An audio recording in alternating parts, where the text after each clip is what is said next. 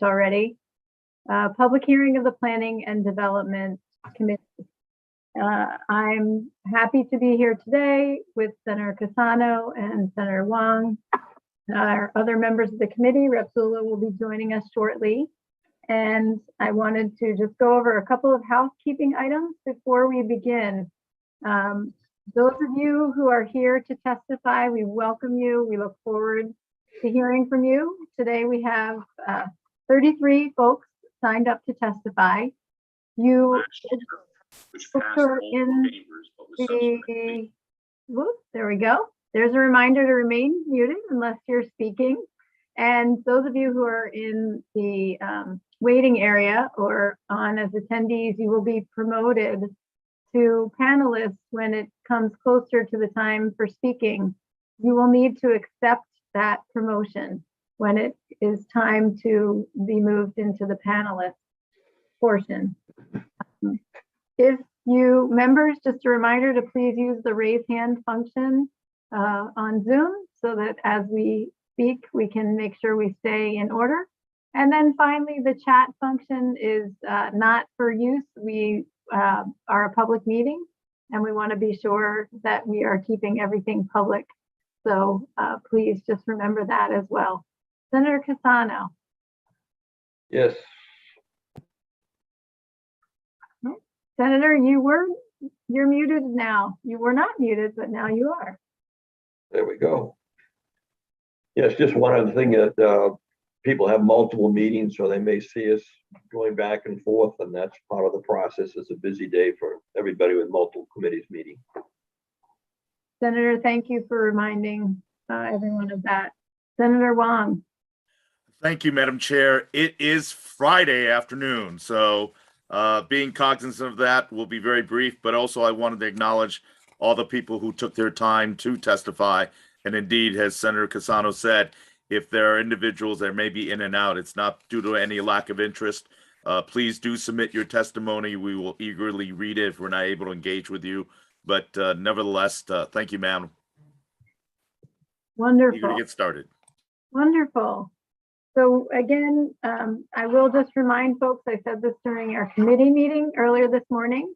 If you'd like to follow along on the speaker order, you can go on to the Connecticut General Assembly website to the committee page, scroll down to where it says public hearing and click on testimony.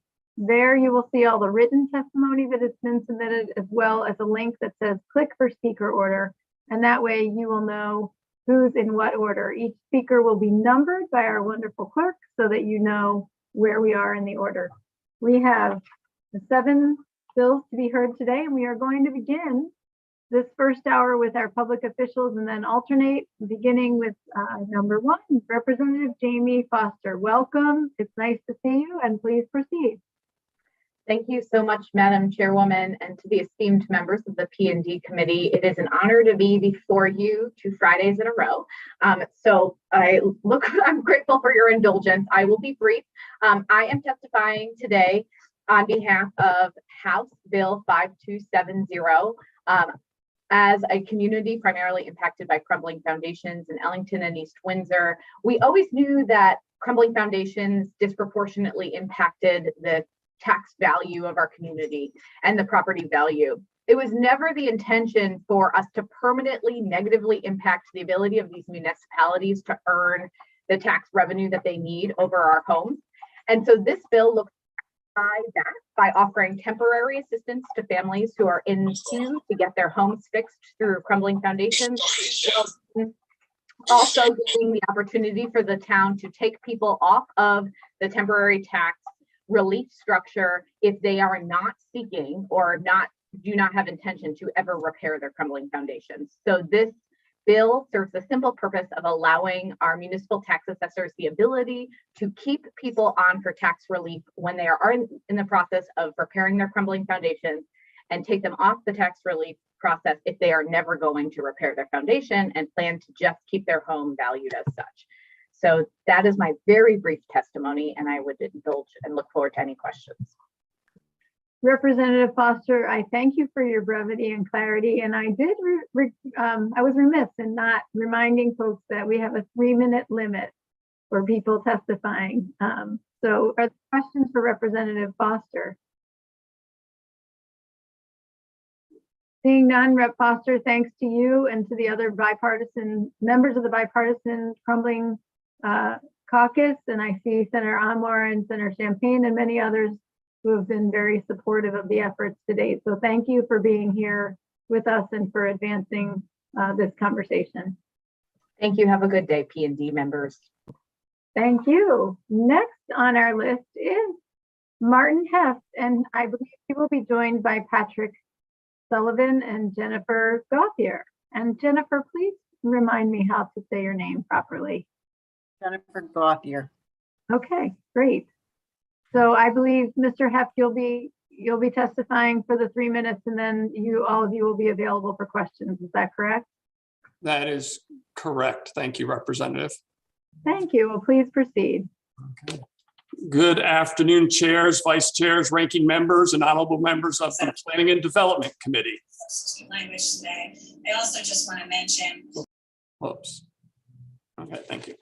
Thank you for the opportunity to testify in Governor's Bill 5043 to create fairness and equity in motor vehicle taxation while enacting significant efficiencies in the assessment process. Motor vehicle taxes are a burden on residents and a headache for municipalities. To complement the governor's proposal to reduce motor vehicle mill rates, this proposal reduces the regressivity of the motor vehicle tax, substantially increases transparency for taxpayers, and significantly increases efficiencies for municipalities. Governor Lamont's bill proposes to convert the valuation of motor vehicles from average retail value to manufactured suggested retail price with a 20-year depreciation schedule. Transfer commercial vehicles, trailers to a company's annual declaration of personal property to reach a more equitable and accurate valuation. Direct that any motor vehicle declared on a declaration of personal property be taxed equitably and in accordance with any appropriate motor vehicle tax cap. It restructures a supplemental motor vehicle grand list from an annual to monthly basis that's received from the Department of Motor Vehicles.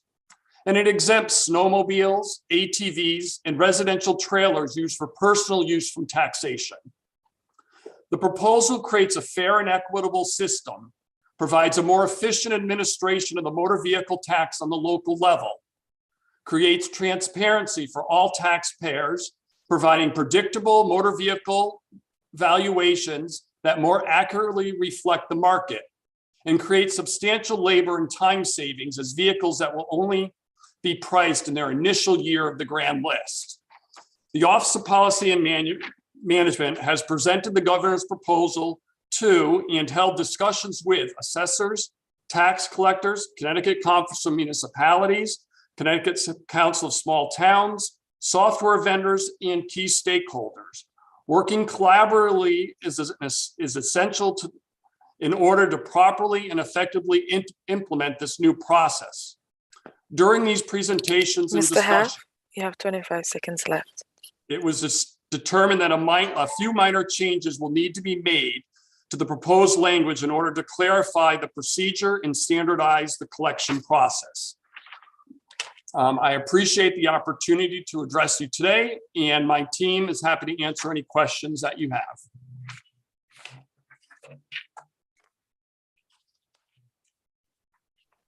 Thank you, Mr. Heff, and to your team at OPM. Any questions from members of the committee? I'll ask one quick follow-up, which is you referenced that there will need to be some changes. I noticed that BCM has submitted testimony in opposition, and have those conversations happened subsequent to that, or is there still negotiation occurring? So some of the changes that we're looking at are from the assessors, tax collectors that are needed in order to implement this properly. We have had communications with CCM. and their staff, and we are happy to continue working with them on the proposal with this. So there may be some changes that we'll be working with them as well that might be forthcoming. Great, thank you for that. And I know that you are certainly one to continue the conversation, and it's always appreciated, Mr. Heff. Thank Are you. there any other questions from members of the committee? I imagine we'll be talking with you again about this. No, I appreciate it very much. Thank you. Thank you all for being here with us today and for all the work you do for planning and development. Thank you. Take care. Next on our list is Rob Lebrandy from the town of Trumbull. Is Rob here? Madam Clerk? No, he is not. 5 and 6 aren't here, but 7 is. Okay, thank you very much. And just in terms of our list, if we miss your turn, when we get to the end of the list, we can come back to you. Then number 7 is John Guskowski with the planners. Mr. Guskowski, welcome. It's nice to see you. Thank you, Madam Chairman, Representative McCarthy-Vahey, Senator Cassano, members of the committee. I'm very happy to be with you again and stunned that we're only 17 minutes into this hearing and I'm already getting to speak. This is very exciting. I am here on behalf of the Connecticut chapter of the American Planning Association. My colleague, Emmeline Harrigan, will be testifying a little bit later on your agenda, but because there are a couple of bills that we wanted to speak to today. So I am here testifying on behalf of House Bill 5269, which is an act concerning remote meetings under the Freedom of Information Act. This bill basically eliminates the end date of the Freedom of Information provision that was enacted in Public Act 21-2 last June, during the special session, which basically allows municipalities at their discretion to hold public meetings either in person or virtually at their discretion and allows for freedom of information to apply to either of those. That provision was set to sunset at the end of April of this year. And this bill basically removes that end date. So it basically makes permanent those provisions. A couple of tricky things, however, is the provision would allow virtual meetings to take place at the discretion of each commission or board. However, if a member of the public provides a written request, at least I believe 48 hours ahead of that meeting, an in-person accommodation at sort of a traditional meeting space, town hall or what have you, needs to be made available for that member of the public. Conversely, if a chairman decides to hold an in-person meeting, any member of that board or commission could request a virtual accommodation if they wish to participate virtually, which are both reasonable provisions. However, what that does is it basically pushes almost every board and commission in the state into a place where they need to be prepared for a hybrid meeting setup.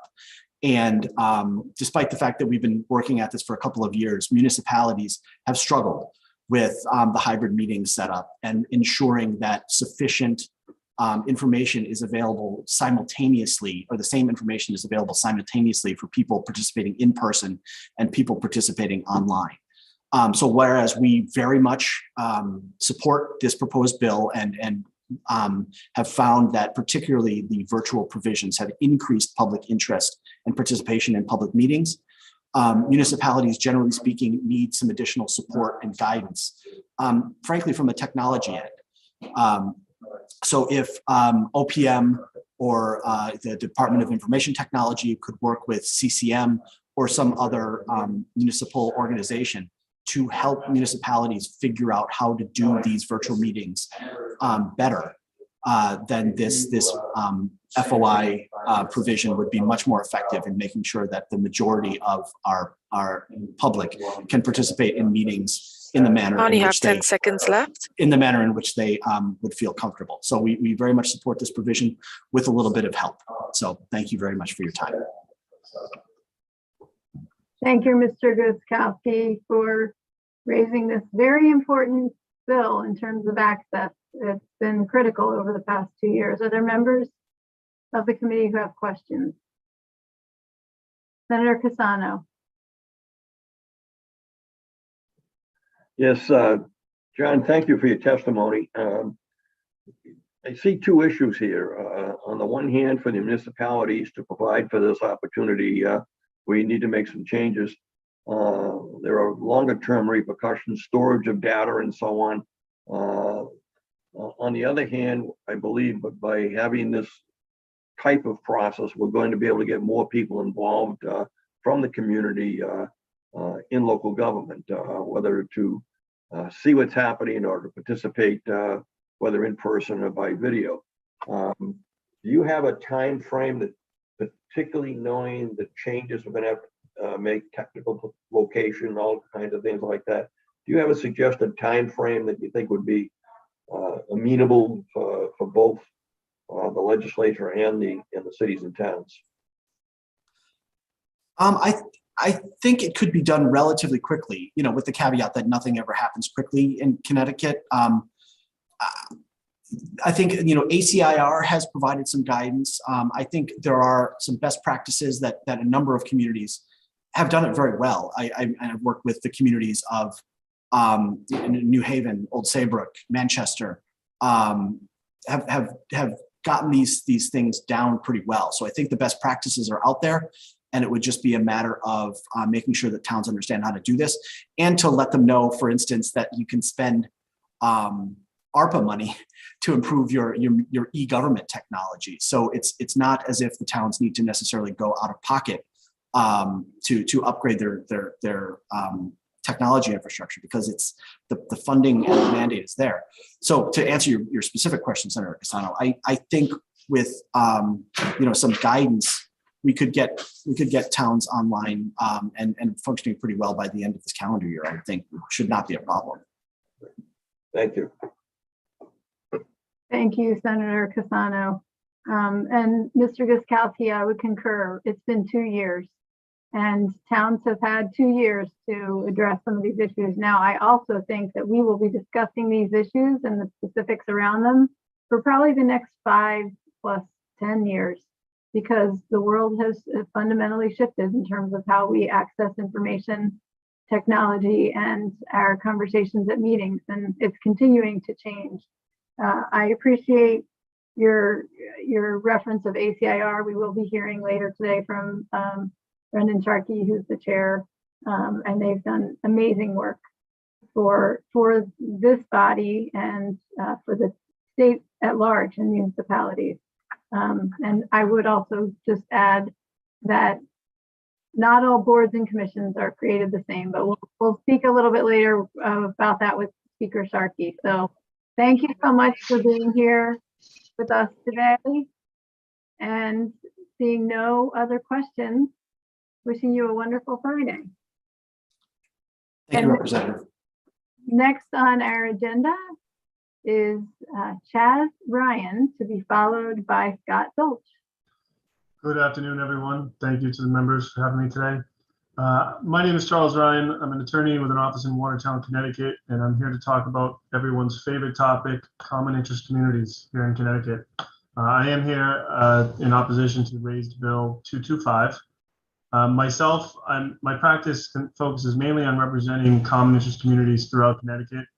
I'm a member of the executive board for the Connecticut chapter of the Community Association Institute. Like I said, it's a local chapter, but it is a global nonprofit that looks out for the interests of common interest communities.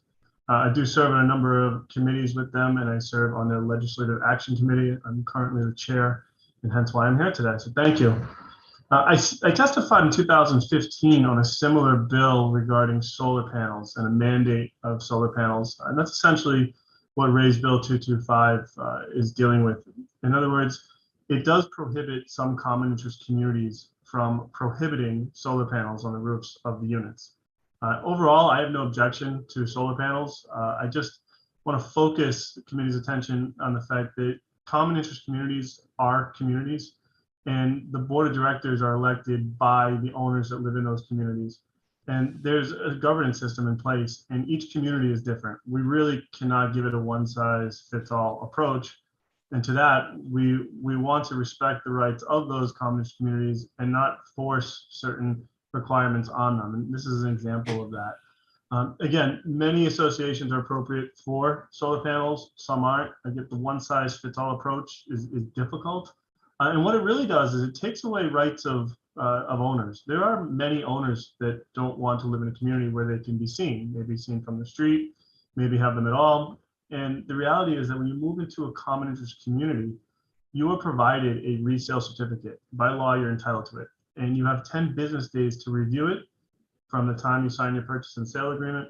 If you don't like what the language contained in the governing documents, you can cancel the deal without penalty. So owners have the ability to enter a common community, read the documents, and end up buying or not, depending on whether solar panels exist. There's also another tool available that the legislature has provided owners with, and that is the very simple ability to remove the board of directors. Removing a board is very, very simple.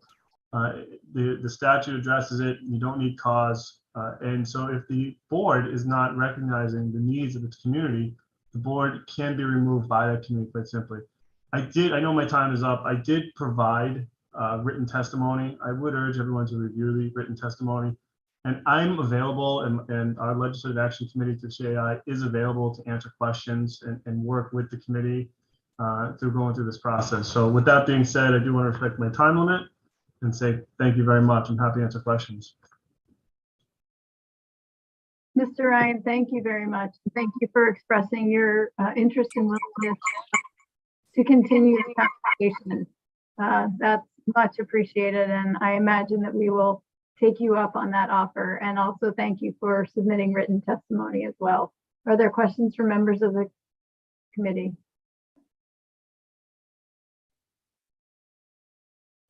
Seeing none, thank you very much, Mr. Ryan. Thank you, everyone. Stay safe. Next is Mr. Scott Dolch, to be followed by, I believe, Jennifer Lineweaver, who will be joined by John Chaponis. Mr. Dolch, welcome. Please proceed.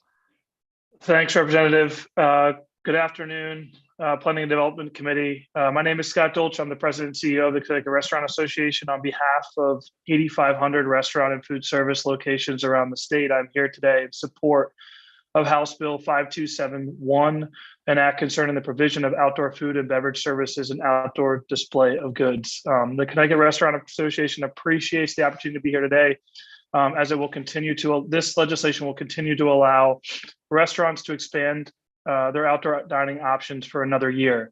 This is a timely and critically important message for our industry, and we appreciate the support from this committee. For nearly 2 years, Connecticut's restaurant industry has been one of the hardest hit by the pandemic, as we have seen more than 600 local businesses close. For those that have managed to stay afloat, they have faced incredible challenges as they have adjusted to new limits on their businesses. While these changes have been difficult, restaurant operators have risen to the challenge and have learned to adapt so that their businesses can hopefully survive. Today, we ask this committee and the General Assembly to pass HB 5271 prior to the special act expiring on March 31st, 2022. In a little less than 2 weeks, it will mark 2 years that restaurants had to close their doors. No one knew the future of how long this pandemic would last and the devastation it would cause to our industry. We had hoped for a strong recovery last year following the launch of a vaccine and the decline of the Delta variant. But unfortunately, this winter, we faced new challenges with the Omicron variant, worker shortage, food supply chain issues, and record high inflation. Throughout these challenges, expanded outdoor dining has allowed restaurants to welcome more diners in the spring, and will allow them to not only welcome more diners for years prior, but also for the spring, summer, and fall months. Over the past 24 months, cities and towns across the state have worked with their local restaurants to offer unique dining options in parking lots, sidewalks, roads, grassy areas, and more. Our hope that this can continue in 2022, so our restaurants can continue and begin recovery. Thank you for the opportunity, and I welcome any questions. Thank you so much, Scott, and thanks to all in your industry who have been just fighting to stay afloat and to continue that work and provide that economic development, help pay their employees and continue. It's been, I know, a valiant effort. Rep. Delnicki. Thank you, Madam Chair. And Scott, good to see you. Glad to have you here testifying on this I can reference from my own experiences in my community pertaining to how the outdoor dining literally has saved a number of restaurants from total failure.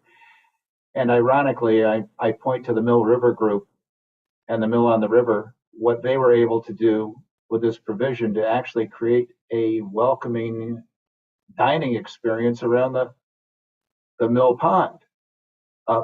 If this were not to be done, can you predict how many restaurants or what percentage conceivably could go under? No, it's great to see you, Representative. I think it's obviously arbitrary for me to say how many will, but I think that the issue that we're stuck with right now is the challenge that they faced over the last 2 years, which I talked about in my testimony. I mean, the amount of debt that they've been carrying is significant, and obviously trying to find more federal funding, more state options, obviously being on all these different committees trying to help this industry get back on its feet.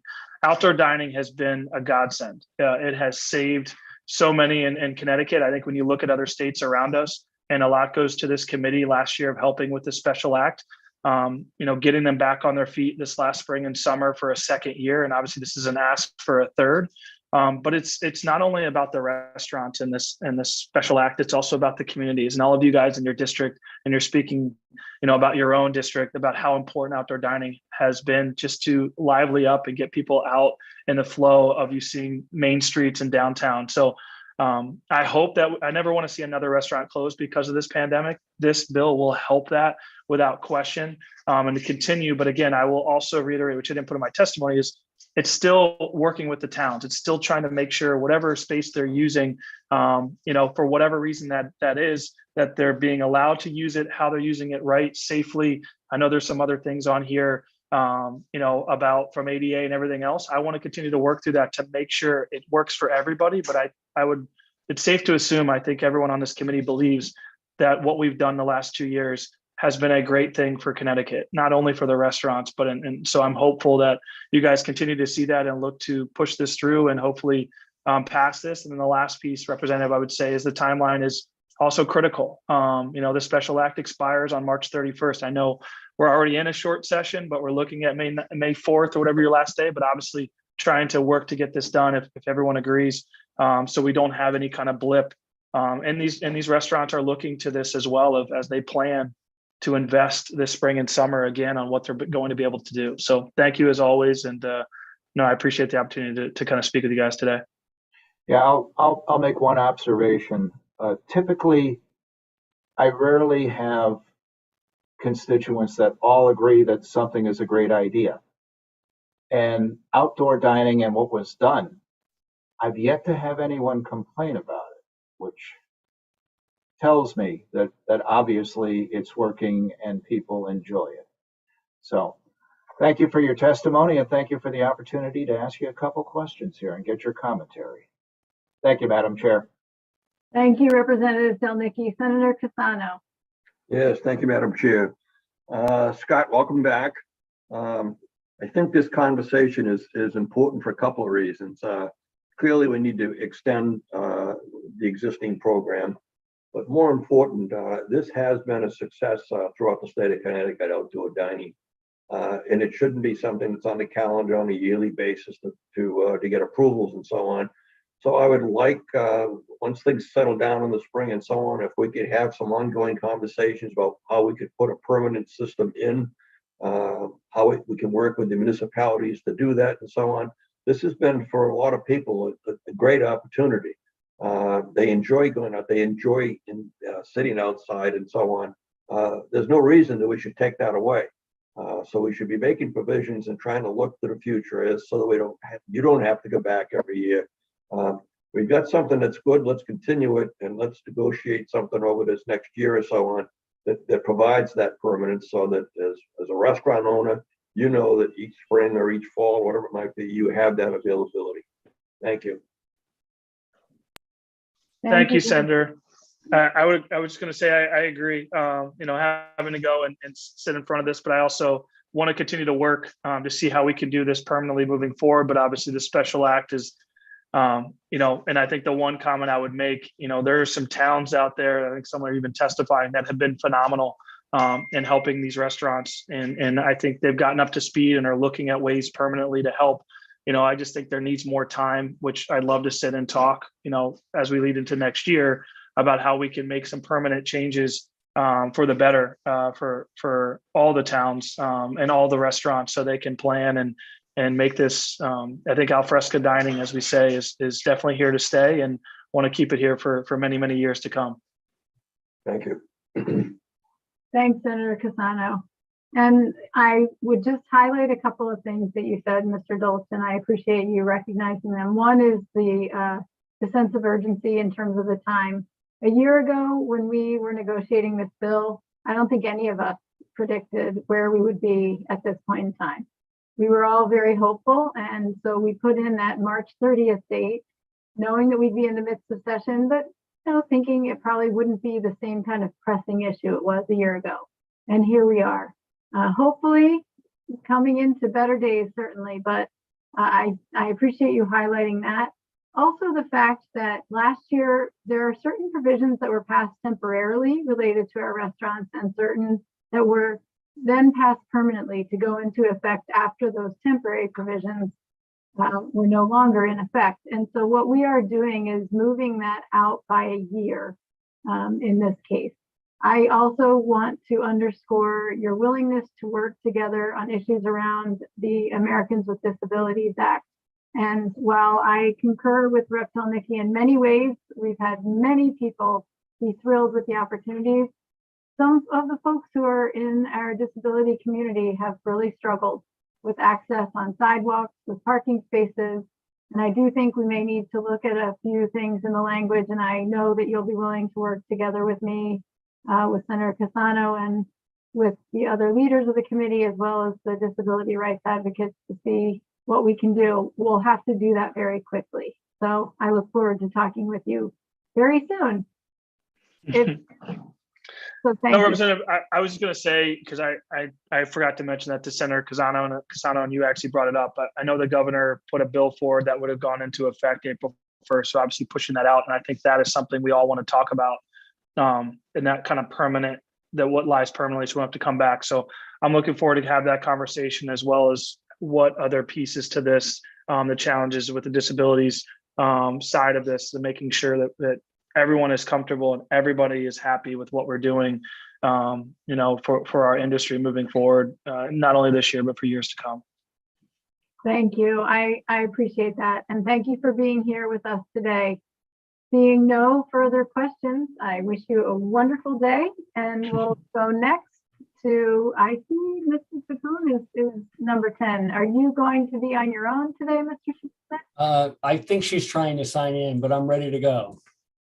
Okay, so the Madam Clerk is Miss Lina Weaver. Oh, there we go. Yes, she is. I see. There we go. Okay, so I will turn it over to whoever is speaking for the 3 minutes, and appreciate that you'll both be here for questions. Okay, good afternoon, members of Planning and Development. My name is John Chaponis, and I'm representing the CAAO, and wish to thank you guys for raising Senate Bill 223. We have submitted written testimony, and I'm going to spend my few minutes responding to some of the questions that were raised on this same issue on Monday. The tax appeal system in Connecticut is one-sided and skewed in the favor of the plaintiffs. We first began talking about this issue nearly 10 years ago, and a large story ran in Connecticut Magazine in 2014 highlighting some of these issues. That story is actually attached to the bottom of our testimony. On Monday, Representative Dubitsky stated that he felt his job was not to represent municipalities, but to represent the little guy. He also mentioned that municipalities do not have to settle and appeals can go to trial. I believe in this instance that municipalities and the little guy are on the same team, because 99% of these are commercial properties, and the entire process, including the salaries of the judges, court clerks, stenographers, assessors, and town attorneys, are all paid for by the little guy or taxpayer dollars. With 99% of them resulting in a tax refund, the little guy also pays for all of the refunds. And altogether, we're talking about millions of dollars per year. It's easy to say that municipalities can choose to go to trial rather than settle frivolous appeals, but is that truly a reality? Here's what it looks like from our side of the table on both a big city and a small town. After Hartford's 2016 revaluation, they got 1,800 appeals when there's only 261 working days in a year. It takes days, sometimes weeks to prepare for trial, and some trials last more than a day. It took more than 3 years for Hartford to dispose of all of those cases when they settled 99% of them. Hartford refunded $9.3 million in taxes in just the first year alone, and that's actually $9.3 million off of each of the next 5 years, and doesn't even include what refunds were given over the remaining 4 years. After my 2016 reval in the very small town of Andover, I decided I would go to trial on all 5 of my tax appeals as I felt their values were fair. The settlement judge was furious that I wouldn't settle, threatened to hold me in contempt of court when I did nothing wrong, and barred me from testifying, which meant that our town couldn't even put on a defense. Therefore, I was forced to settle. While I can prove that we're talking about millions of dollars a year, no one can put a fiscal note on the time and energy assessors must put into frivolous tax appeals that could have been spent finding motor vehicles that are registered in Maine, Florida, or something else that could be added to the grand list and is currently an untaxed asset. All we're asking for is a fair and level playing field. Other states already require the plaintiff to have an appraisal and proof of overvaluation within 90 days. The town has already expended great time and expense in researching and valuing every property in town at the cost of that little taxpayer. And it only seems fair that the property owner spend a little John, time. you have 10 seconds remaining. Thank you. It only seems fair that the property owner spend a little time and money to see if overvaluation truly exists before suing the municipality. As stated prior, 99% of them are large commercial and industrial properties. So we disagree that this requirement in any way handicaps the little guy. Residential properties are the easiest to value because so many sales exist. Both sides typically come to terms long before the BAA and rarely end up in court. I'd be happy to answer any questions if you guys had them. Thank you very much, Mr. Chaponis, and thanks for sharing some of the details that you did today. Representative Winkler. Yes, just one question.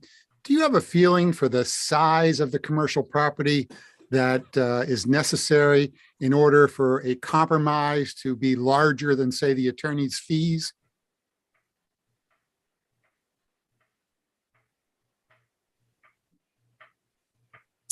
No, I'm not sure I understand the question. Are you asking if the Well, attorney is paid for the by court the system. hour? We know the court system relies on settlements to move business along. And I was just curious, you're saying it's not the little guy, it's the commercial properties. And I was just wondering, so you have to hire an attorney to represent you when you're making these appeals in court. And I was just curious, I mean, is this just a cost-effective way of doing business to appeal your tax assessment every year? And if so, are we talking about small commercial properties being cost-effective or large? Okay, so here's how it typically works. I happened to just finish a revaluation and sign the grand list on Monday of this week. Prior to signing it, my entire list of increase notices in a digital form were FOI'd by a company from Missouri. They then send a letter out to my top 300 taxpayers and say, we will file an appeal for free and we will keep 50% of the savings. So it typically is those highest taxpayers on your list that they're targeting. And then, the court system gets flooded and, that's where it gets started. No research has been done to see if there's overvaluation. There's just a letter sent out saying, we're going to represent you. And do you have a feeling for the bottom of that 300 list? Any feeling for roughly what we're talking about in terms of your initial evaluation?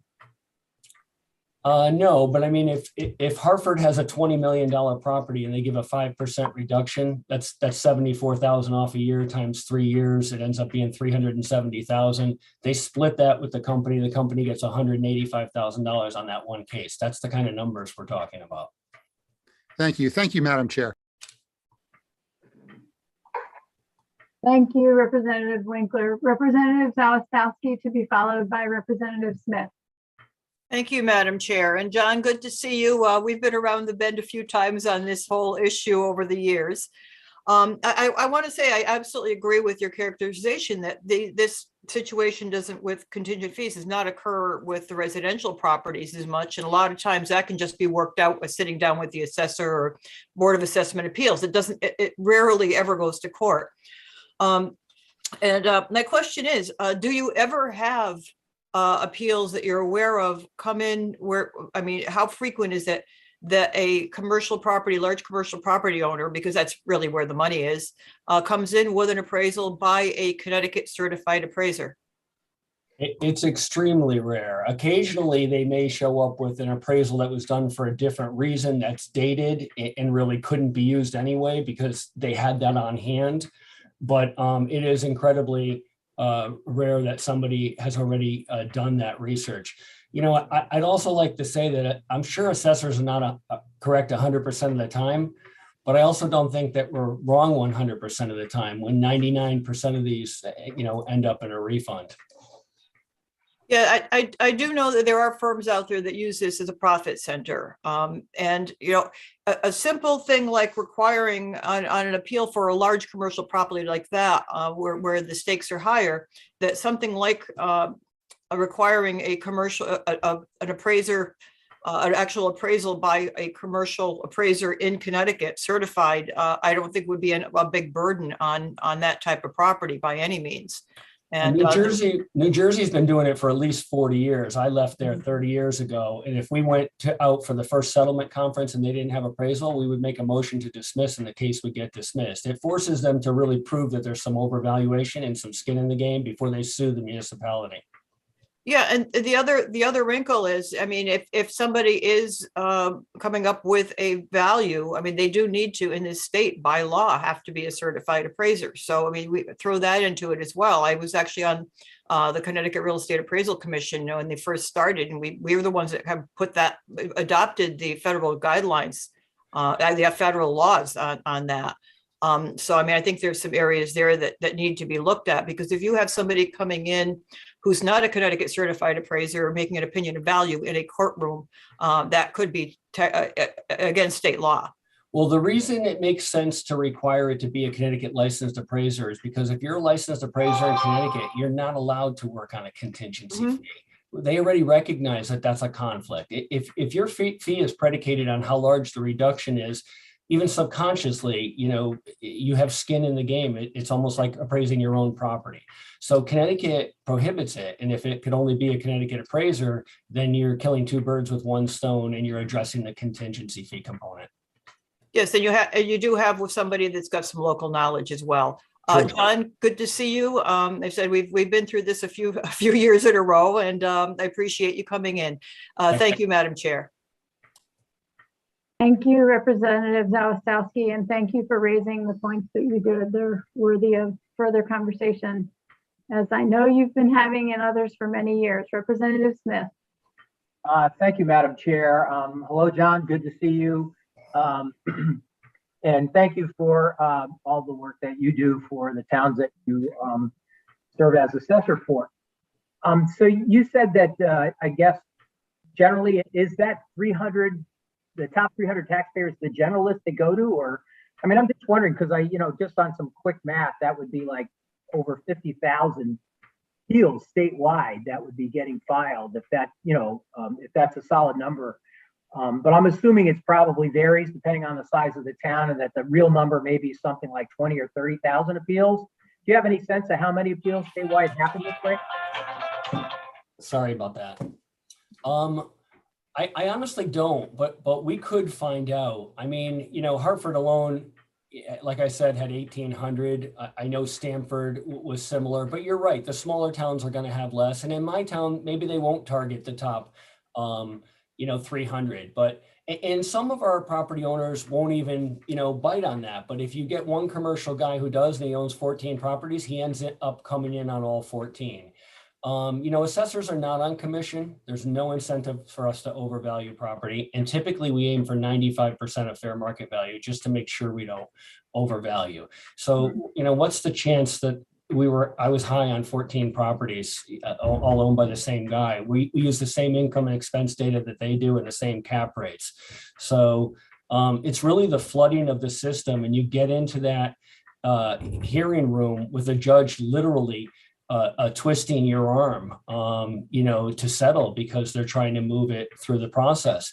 And, I do recognize that the courts have to try and do that. And I do recognize that in all lawsuits, most of them settle. What we're trying to do is make sure that the ones that get to court really belong there in the first place. Right. Thanks for that answer. And, you know, I know you've used the phrase skin in the game a couple of times, I think. And to me, that's what resonates the most, because the way it's described and the way it's happening, the taxpayer themselves have absolutely no skin in the game.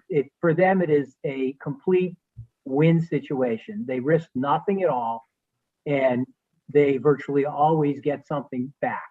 So there's no disincentive anywhere in the system. So it really just encourages these types of actions to take place, and it's really just harming communities across the state.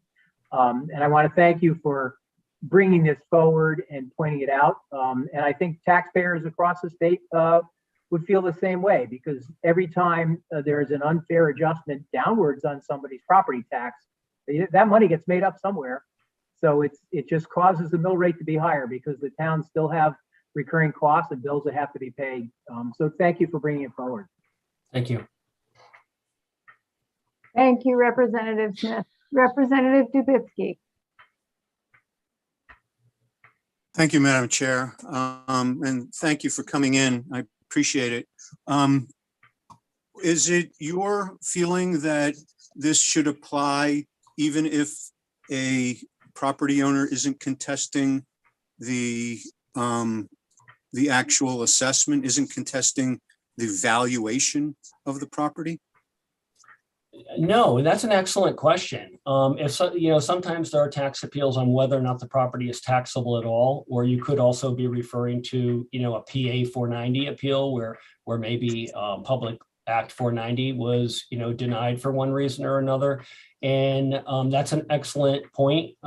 We'd be willing to work on refining the language that addresses, that situation. I think you could merely add some language that said, for any appeal in which the valuation was being contested, they needed to get an appraisal within 90 days, and that would sort of carve that out.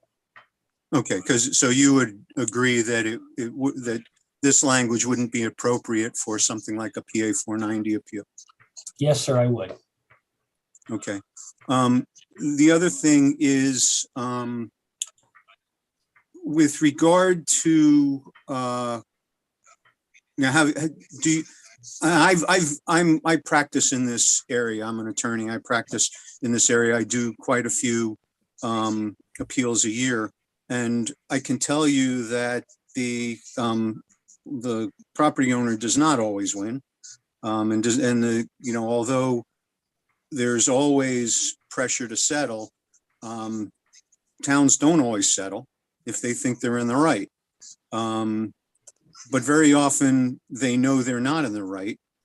Would you think it would be equitable if the town also had to produce an appraisal, which they, at the moment, they don't? I believe the town has already produced an appraisal. What we do is mass appraisal, and a 10% corridor of error is even acceptable. In some states like New Jersey, even if the value is proved to be 9% high, they leave it alone because they recognize it's not a perfect system, and we're looking for fair and equitable taxation. And if that property might have been 9% high, maybe every property like it was. So I believe, we already have. A lot of assessors are licensed appraisers also, or certainly are qualified to do their own appraisal and testify as an expert witness. And I'd also say that, people who have brought an appraisal to us before going to Superior Court, we've come to an agreement without ever needing a lawsuit. So it's not that we're not willing to talk about it and acknowledge an instance where the value might be too high because there were circumstances in which we were not aware of. So we're in no way saying that we're not interested in settling cases. We just think that, the barn door has been left open. Other states have stricter guidelines, and I think there's low-hanging fruit in Connecticut, and that's why companies are coming from Massachusetts and down south and taking a massive volume of appeals. Okay, so you're saying that you don't think that the town should also have to put up an appraisal by a certified Connecticut appraiser? Because very often these mass appraisals are done by out-of-state companies. vision appraisals based in Massachusetts. So why shouldn't the town also have to put up an appraisal done within 90 days that is that's signed by a certified Connecticut appraiser? While some revaluation companies are headquartered out of state, they have Connecticut residents working for them full time, and they're doing as many as 20 or 30 Connecticut projects per year, and they're well versed in the Connecticut market. Also, any appraisal that gets done by the municipality is once again paid for at taxpayer expense. If it's necessary, absolutely. There have been times I've gone to trial and I've hired an appraiser to come in and do an appraisal. I just don't think that it should be a requirement, because we've already gone to great time and expense and done tons of research in order to arrive at this value. We've been given the income and expense data from the property owner, and if the information they gave us is accurate, the valuation should be accurate. So I really don't think that requirement should go twofold. Our responsibility is to place a value on it. After that, the burden of proof needs to be on the property owner to prove that there's overvaluation. And that's honestly going to save money for the little guy, for all taxpayers. Yeah, but you're saying that the town should be able to just put up a number without regard to having a certified Connecticut appraiser, but the property owner is required to have a certified Connecticut appraiser. It doesn't sound like that's helping the little guy. That sounds like it's giving the town the advantage and unnecessarily causing the property owner to incur the cost. Well, I just did a reval for last year. I just implemented it and signed it on Monday. My commercial appraiser, I think we paid him $40,000 to do the 200 and some odd, properties that we have. And he looked at the income and expense data on every single property. What I'm basically trying to say is he really did do an appraisal on each and every one of those already. So we've done that, and we've put our number out there. At this point, and this is the industry standard across the United States. If you look at other states, the burden of proof needs to be on the property owner. Otherwise, we have to go out and hire an appraiser for every single property and do an individual fee appraisal. Well, only the ones that have an appeal, though, right? Well, why wouldn't everybody appeal and force the town to go out and conduct an appraisal if that was the case? It just doesn't make sense. We've already expended that money up front. We've done our appraisal.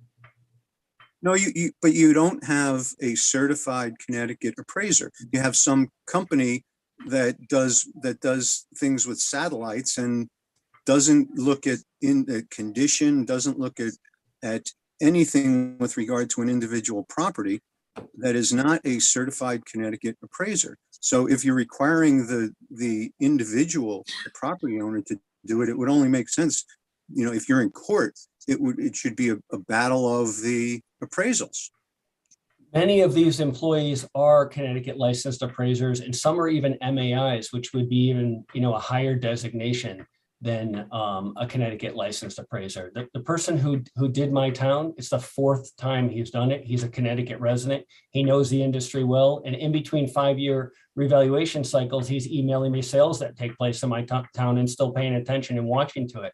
I disagree. I think he's well versed in the market, and I get very few appeals here on those properties. I make it 1 or 2 or 3. Okay, well, if he's well versed, that's one thing. If he's a certified Connecticut appraiser, that's another thing. I honestly don't know if he is. Okay, so why shouldn't the property owner be able to bring somebody in who's well versed? Well, the problem we're running into is with people coming in that really don't have anything. Sometimes they show up with a notepad and start writing things down. Sometimes they're not an appraiser at all. They're what's called a tax representative. And that's what we're trying to put a stop to. Sometimes I've walked into the room when they're looking at the income and expense data for the very first time, where they're asking me if they can see a copy of mine that the property owner filed with them. Sometimes they show up with absolutely nothing, yet they've already sued the town. That can't be how the system is designed to work. Well, wouldn't it be more efficient to just say if you bring a frivolous claim that there's a penalty of some sort, like you would have to pay attorney's fees for the town, rather than blanket upfront costing the property owner lots of money to get an appraisal that the town doesn't have to do. Why not just say, well, if you come in and you don't know anything, and if you don't have your ducks in a row and the court finds that it's a frivolous claim, you get whacked with a penalty. For starters, the court wouldn't find it was a frivolous claim unless you went to trial. And we already stated that maybe 1% of these go to trial. And, I really believe that we have done our job already when we've done an appraisal. The law requires us to do mass appraisal. And it's done that way so that it's at the lowest cost to the taxpayers who are paying for it. If you wanted to change the way the town has to do the reval and have them spend more money to do more precise appraisals, then you could do that. But it doesn't seem logical that we get sued first and they have absolutely no indication of what the value is. That seems like a waste of taxpayer money to me. All right. Well, thank you for your time. I appreciate your answers. They have not convinced me, but I appreciate that that's your position. Thank you. Thank you, Madam Chair. Thank you, Representative Dubitsky. Representative Zullo.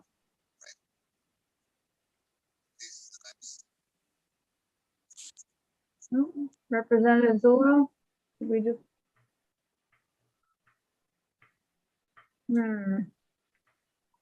Madam Clerk, did we just lose Representative Zullo?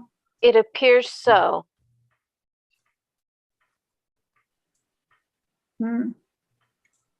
Well, he was literally about to ask a question. What I would ask Mr. Chaponis and Ms. Lina Weaver, if you wouldn't mind hanging on, and we're going to go ahead with our next speaker. And if once the good representative rejoins, we will come back to his question. Are you able to do that? Great. Certainly. Thank you so much. Next on our list is Mr. Collins from CCM to perhaps be going back. So we'll just stick with Mr. Collins for now. Welcome, sir. It's good to see you. Please proceed. Thank you very much. Nice to see all the members of the committee, Zoom, hopefully in person soon enough. But my name is Randy Collins, Advocacy Manager with CCM, the Connecticut Conference of Municipalities. I'm here today to testify in opposition to House Bill 5043, an act reforming motor vehicle assessment. The bill, as Undersecretary Heff described, significantly alter the process by which motor vehicles are valued and assessed by changing the current process. Most significantly, it would go from using the National Automobile Dealer Association pricing, NADA, to a manufactured suggested retail price on SRP with a corresponding depreciation scale. The corresponding depreciation scale would, for taxable purposes, value a vehicle that is less than a year old at 80% of MSRP. It would decrease that value by 5% annually for 20 years until it reaches a minimum value of $2,000. It would also require vehicles owned by businesses to include these vehicles on their annual declaration of tangible personal property and establish a process for aftermarket vehicle add-ons to be incorporated. CCM understands, we've long argued the property tax system is regressive and that the property tax on motor vehicles is a prime example of why substantive reforms are needed. But at the same point, the assessment and collection of motor vehicle taxes that is in excess of over $1 billion to our towns and cities. At this time, just given the scope of the value of this property tax that we have, we just have significant questions and concerns that I've outlined in our testimony of why we're just, this process might be a good one, but we're just not ready to be able to support such a substantial change to this property tax system at this time. And we've had those conversations with OPM. We had reached out. We'd heard that OPM was working on changes to the motor vehicle assessment process. I think I'd heard them even back as far as last session. And we'd asked that we could be brought in early, understand the process, and we weren't made privy to the actual language of the bill until it was released by the governor at the beginning of the session. So our position is that while we're always open to making reforms, that could be a positive change for our towns, for our residents. But before we can sign on and support something like reforming this assessment process, that we would like to, sit down at the table with the committee, with OPM, other relevant stakeholders such as the assessors, the tax collectors, our finance officers, to understand the full implications of what this bill would mean before we can before we can get behind it and support it. And especially as we're looking at parallel bills that are out there this year that would cap motor vehicles down to 29 to 30 mils and change some of the reimbursement rates. So there's a lot of different balls in the air when it comes to motor vehicle taxes and assessment processes. And just at this time, we're not in a position to support it, but always willing and looking forward to working with the committee and stakeholders on this. Thank you. Thank you very much, Mr. Collins. And I hear your desire to be at the table together in conversation. And I'm sure you heard the earlier conversation with Mr. Heff at OPM about the need to do that. And you know how we like to do that here in P&D as well. So I look forward to future conversations. Are there questions for Mr. Collins? Getting off easy today. Well, seeing none, I think that's just for today. We will be talking with you very soon. Thank you so much for being here with us. Thank you very much. Before we go to our next speaker, Rep. Zulo, it's great to have you back. The challenges of Zoom Life, and I think it's ironic that we have the remote meeting bill today, but you had a question for our previous speakers, Mr. Chaponis and Ms. Lina Weaver. Thank you, Madam Chair, for the indulgence. And yes, I have no idea why my computer just decided to turn off unexpectedly. But in any event, I've heard your testimony that the goal is to essentially act as a gatekeeper to keep some of these from being filed in the first place, because frankly, a lot of the times they're not doing the research in advance. My question is, and I've asked this before to a couple of people, would you be okay treating it the same way we treat a medical malpractice lawsuit, requiring a certificate of good faith from a Connecticut certified appraiser as to be filed along with the complaint, not even wait the 90 days to file an appraisal, like have a Connecticut appraiser weigh in as of the time of the writing of the complaint to act as a gatekeeper? Because I feel like that would, as a town, you're already incurring costs when you need to have you ship it off to your council, they look at it, even your assessor spends time reviewing it. So I feel like that kind of balances the interests of residential owners too, who don't necessarily have to jump through hoops to spend some money up front, but also helps protect towns. What would you think about that? It absolutely would. It does make sense that it be done before they even file the lawsuit. But, we wanted to be as giving as possible. And you could actually reach out to an appraiser and they could have done a certain portion of the work and they could already have an inclination of where the value would be and know that they needed and felt that it was overvalued. And then, the deadline is coming up to file an appeal in Superior Court. So that's why we threw the 90 days on there, because, first you go to the BAA and then you get a judgment and then you have 90 days to file in Superior Court. So it really gives them a whole 6 months. Your idea is better. There's no doubt about it. I was just trying to bring something up here that, nobody would be saying there wouldn't be enough time. And, we also know we won't get out to court for the first pretrial in that 90 days. So, I didn't feel like it hurt us that much, but you're absolutely right. We're already incurring some costs. We're already, researching it. Just curious. I appreciate the additional input and the time, Madam Chair. Thank you. Sure. Thank you. That's a worthwhile conversation, so I appreciate it. And again, thank you, John and Jennifer, for remaining with us. It's nice to see you. So next on our list, we have Matt Storch, to be followed by Mike Glidden. Welcome, Mr. Storch. Hello, how are you? Good, please proceed. Perfect. Sorry, I'm calling from my car today. Thank you for your time. Appreciate it, everybody. I'm just going to read my statement here into the record.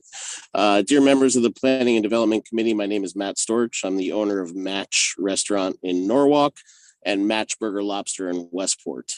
I testify before you today in support for House Bill 5271, an act concerning the provision of outdoor food and beverage services and outdoor displays of goods. I'm hopeful the committee today will support our industry by allowing us to expand outdoor dining through the end of April 2022. Over the past 2 years, I've been able to utilize the expanded outdoor dining legislation at both my locations in Norwalk and Westport. As an example, prior to the pandemic, Match in Norwalk used to have 4 tables outside on the sidewalk, which allowed me to seat a maximum of 16 guests. With the changes in the law and support from the city of Norwalk, I've been able to expand my footprint and have 14 total tables, which could seat 60 total guests. 60 total guests. As you can see, outdoor expansion can have a significant impact on a small locally owned business, especially when we know a lot of our customers are still looking to choose an outdoor table versus eating inside when the weather turns this spring. In addition, creating a vibrant outdoor dining atmosphere in Norwalk is a huge benefit to the city as well. Lastly, I know some think that our industry has already started to fully recover, but this is the farthest thing from the truth. Even though consumer confidence is building, we are still faced with other challenges like worker shortage, food supply chain issues, and inflation. Our industry has built up significant debt over the last 2 years, and our margins are still being squeezed each and every day. On behalf of my 2 restaurants and all our staff, we hope you will consider passing this legislation. Thank you again, and I'll be happy to take any of your questions. Thank you so much, Mr. Storch, and I wish I could come visit you at one of your restaurants shortly. Please do, all of you. And hope you can say hello to the Eco Dude down the street from you in Norwalk. I am wondering if any members of the committee have any questions. Thank you very much for taking the time to be here with us and to share what it means to you to have this bill passed. We appreciate you making that effort. Have a great day. Good luck tonight. Thank you. Bye-bye. Thank you. Next on the list, we have Mike Glidden to be followed by Christina Fitzgerald. Thank you. It's great to see everyone. For the record, Mike Glidden, of the Vice President of the Connecticut Association of Zoning Officials. You have 2, we're here on 2 bills tonight, or this afternoon, I should say. The first one is 5271, outdoor dining.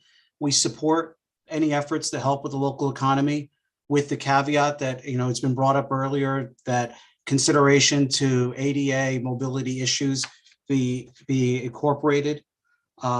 We've heard from a lot of our members about what's going on in local economies and just the need for a helping hand to some of our restaurants.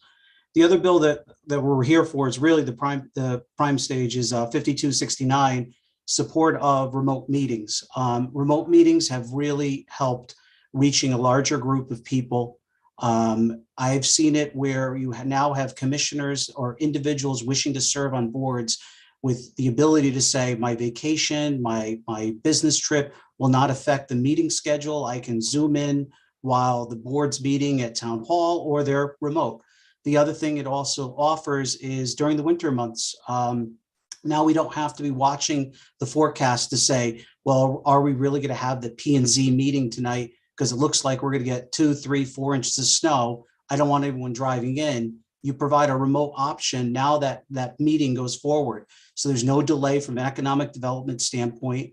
You're not running up into issues with deadlines that our commissions, obviously, live and die by deadlines we have to worry about. I think John earlier with CCAPA brought up a great point about a uniform approach. And it's something we would also support. And I think, as he noted, there's several communities that are doing this. And I know that there are economic, there's some options out there that are economically feasible, such as, not to plug it, Owl Labs is something that in the community of Simsbury they're using.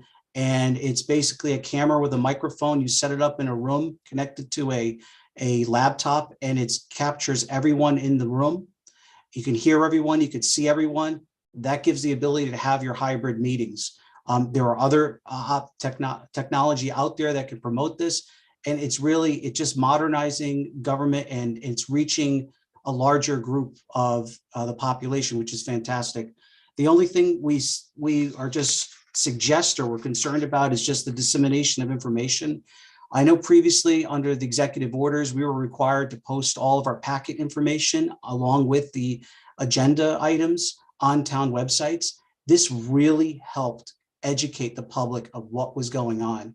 So what we saw one, it was easy for the public to participate in our meetings. And two, when we were posting all of the supporting documentation, they were really informed of the decisions or information that was being presented to the commissions. And it was just fantastic from a public Mike, you have participation. 10 seconds remaining. Okay, I'll wrap up quick. It's just from a public participation and just dissemination of information, it was fantastic. And we were hitting larger groups of public that a lot of us have been doing this for close to 20 years, haven't seen before. So in closing, like I said, we'd like to support those two bills with the conditions we said.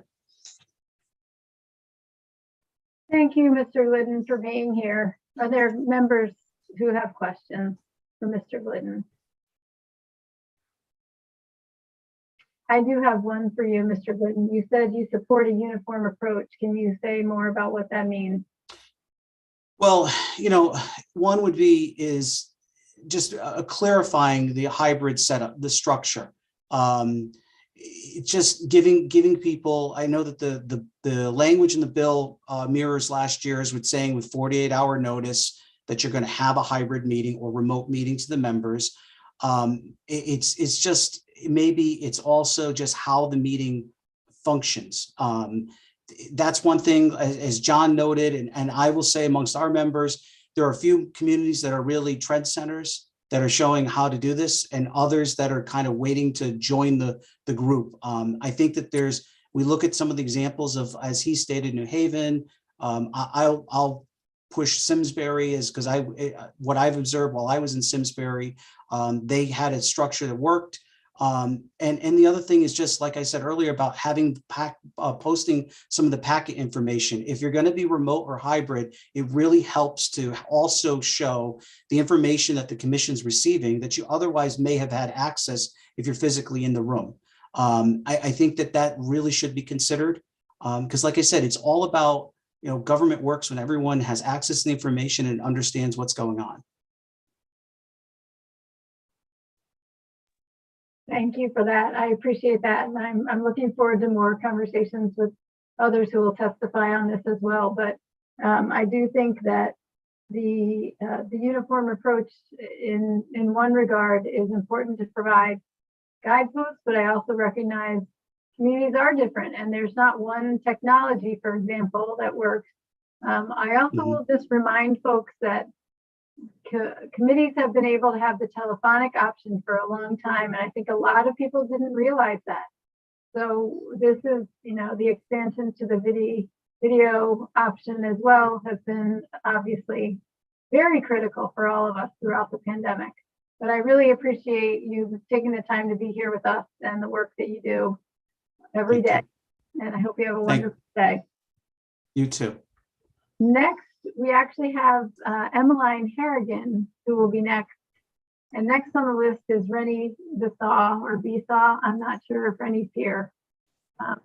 But we're going to go next with Emmeline. And it's wonderful to see you, Emmeline, from the town of Fairfield. Well, living in a different town, but. Thank you so much, Madam Chair. I appreciate being here as well. And thank you to the other members of the Planning and Development Committee. I'm here in my role as the Government Relations Co-Chair. You earlier heard from my colleague, John Guskowski. We represent the Connecticut chapter of the American Planning Association.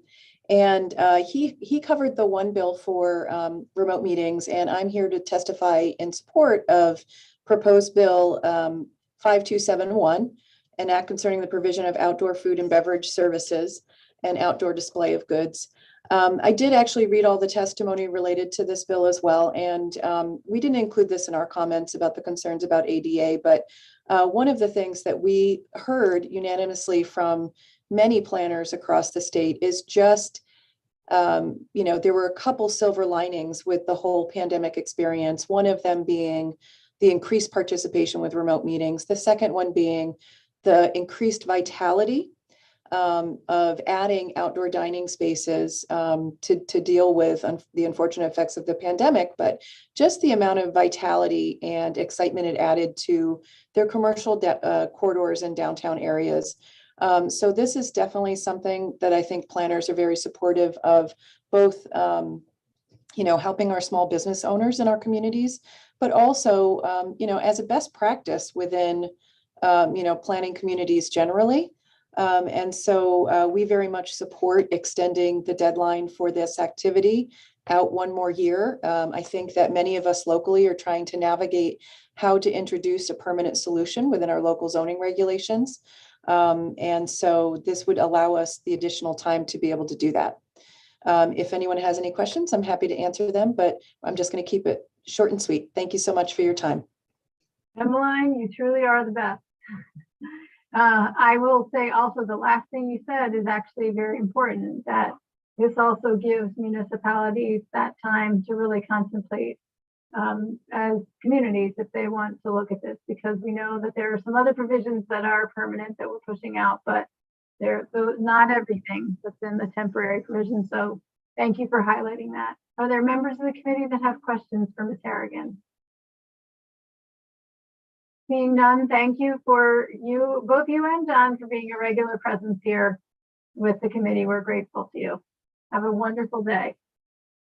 Next on our list, I believe, and Madam Clerk, correct me if I'm wrong, that next is,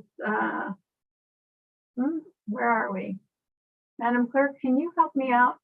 Yes, I can. Mr. Coogler, is he next? Yes, he is, number 17. Thank you very much. You're welcome. Mr. Coogler, I think you're I was buffering, so I apologize for that. But I'm here. wonderful. Welcome, and please proceed. Thank you very much. Thank you, Representative McCarthy-Vahey and Senator Caruso, members of the Planning and Development Committee. My name is Carl Coogler. I work with Imagineers LLC. We're a community association management company. We manage about 200 communities throughout the state of Connecticut, totaling about 19,000 homes. I've been in this field for over 30 years. I'm also a member of CAI. You heard earlier from Attorney Charles Ryan. He serves as the chair of the Legislative Action Committee, and I serve as his vice chair. I won't repeat what Attorney Ryan said, but what I'd like to do is talk about the practical side of this bill as it relates to our communities that we serve from on the ground and how they're structured. The bill is set, common interest communities can be a condominium, a co-op, or a planned community. This bill specifically separates out and removes condominiums and cooperatives from the bill and leaves it just to planned communities. We believe that was in part because it was likely envisioned that planned communities would be standalone homes in which the homeowner was responsible for the maintenance and repair of the outsides of the homes. Unfortunately, over the last 30 years or so, common interest communities, specifically planned communities, have been blurred in more with the type of structure that you would see for a condominium. In that we have planned unit communities where the homes are stacked units, similar to apartment building. We have a building, I believe it's 5 stories in Norwalk, where if you looked at the front of it, you would assume it was an apartment complex or a condominium. Also, we have units that are side by side. Many times in some of these communities, the association remains responsible for maintaining and replacing the roof. As you can imagine, a homeowner wanting to put a solar panel on the roof may be looking to apply that onto a surface that is owned by the association or maintained by the association. The other concern is in that building that I referenced down in Norwalk, where you have multiple units stacked, they could be vying for the same roof space. Imagine the unit on the first floor trying to put a solar panel on the roof and having to run conduits and wiring through the 4 stories of units above it. So we're not opposed to solar. Many of our communities are looking into ways to be able to provide solar. We're just concerned that this bill about allowing solar panels on common interest communities would create some unintended consequences and create some challenges for the associations that we serve. I have submitted my written testimony, and I'm happy to answer any questions that the committee may have.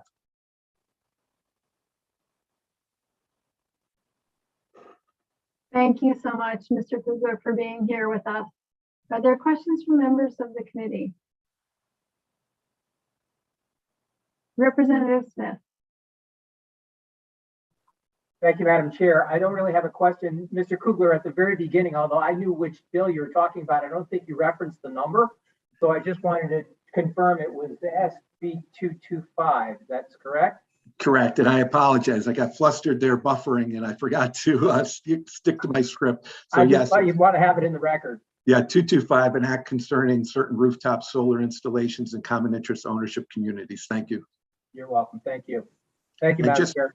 Just for correction, the community I was referencing isn't Norwalk, it's actually Branford, where that community is located. Thank you for that, and thank you, Representative Smith, for that as well. That's helpful. Much appreciated. I do think it's really an issue to be figured out, especially as we look at what's happening in our world and the impact on energy and energy prices. This is going to be a continuing conversation. So I encourage you and just to continue to figure out what the solutions are for people who are living, in planned communities, but also in condos and co-ops. Yeah, and I testified last week on the bill with dealing with electrical charging stations in communities, which our communities need. And I think with some of these associations, they need help. Maybe there's a way that the state can help in trying to finance or come up with programs where they could have a central type solar, type panel system that would benefit the entire community. Maybe it's not on rooftops. Maybe there are a number of communities that have open expanses of land that they could have the ground type of units. So we do have communities that are interested in it, that advocate for clean energy. It's just when you get into the practical side, it creates challenges that make it not practical. And we'd love to see ways to do this that don't create these challenges. No, I appreciate that, and we'll leave that to some of those to Senator Needleman and Rep. Arconti in the ENT committee and our colleagues in the Environment Committee too. But it ties to these conversations here. But thank you very much for being here with us today. Thank you for having me. Have a wonderful rest of the day. Yes, you as well. Thank you, everyone. Next on our list is Brian O'Connor. Mr. O'Connor. Let's see, almost here. There we go. Mr. There we are. O'Connor, it's nice to see you. Good to see you as well. Please proceed. Thank you. Thank you, Representative McCarthy-Vahey, Senator Cassano, Representative Zullo, and Senator Wong, and the members of the Planning and Development Committee. I just want to, I'm going to speak on two bills today, House Bill 5269, which is the remote meetings bill, and also 5271, which is the outdoor dining bill. CCM is supporting both, one, removing the sunset date for the remote meetings, and also extending the date by 1 year for the outdoor dining. And I'll speak to the remote meetings bill first. I think basically what this does is codify the report that ACIR put together along with CAMA, which is the Association for Municipal Attorneys.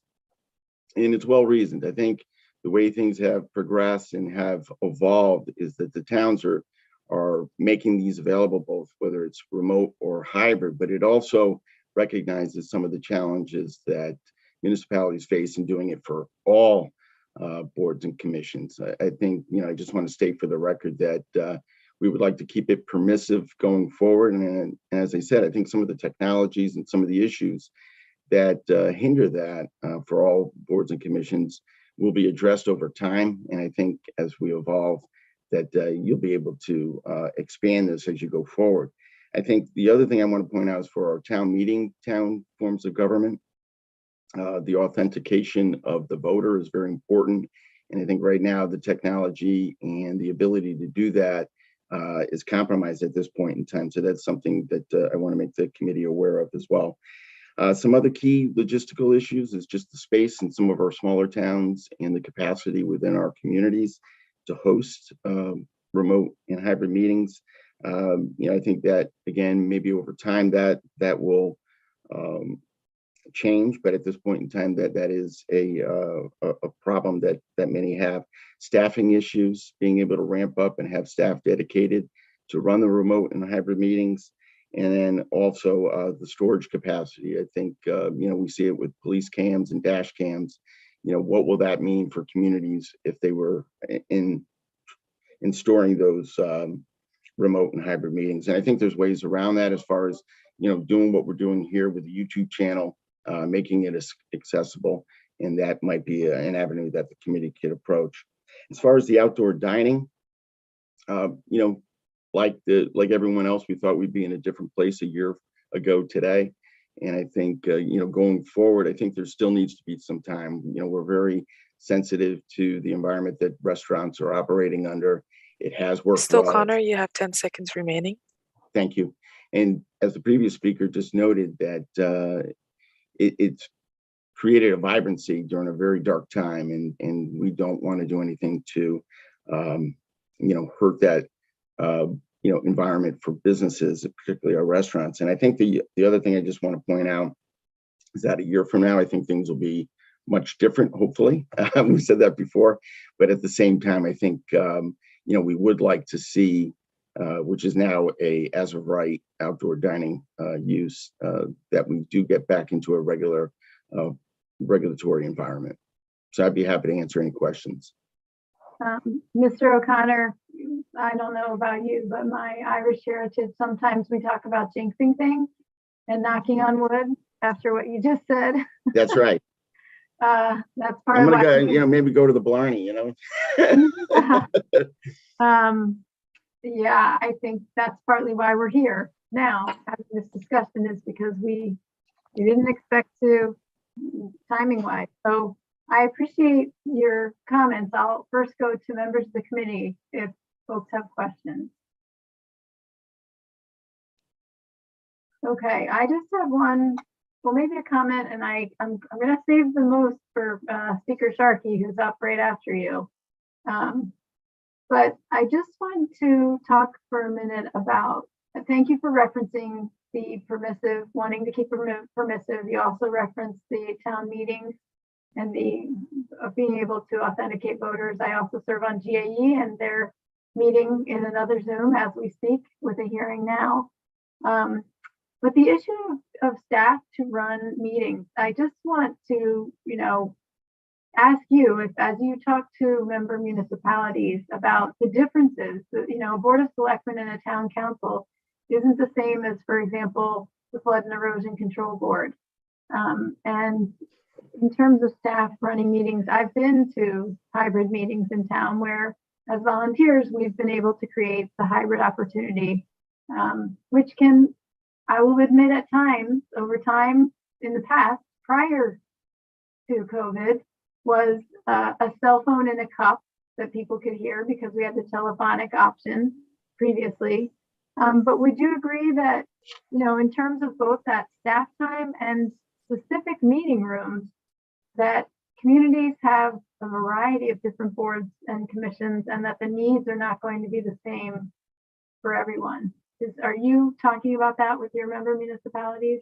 Yes, and I think the boards and commissions that you just referenced, by and large, most of those are going hybrid.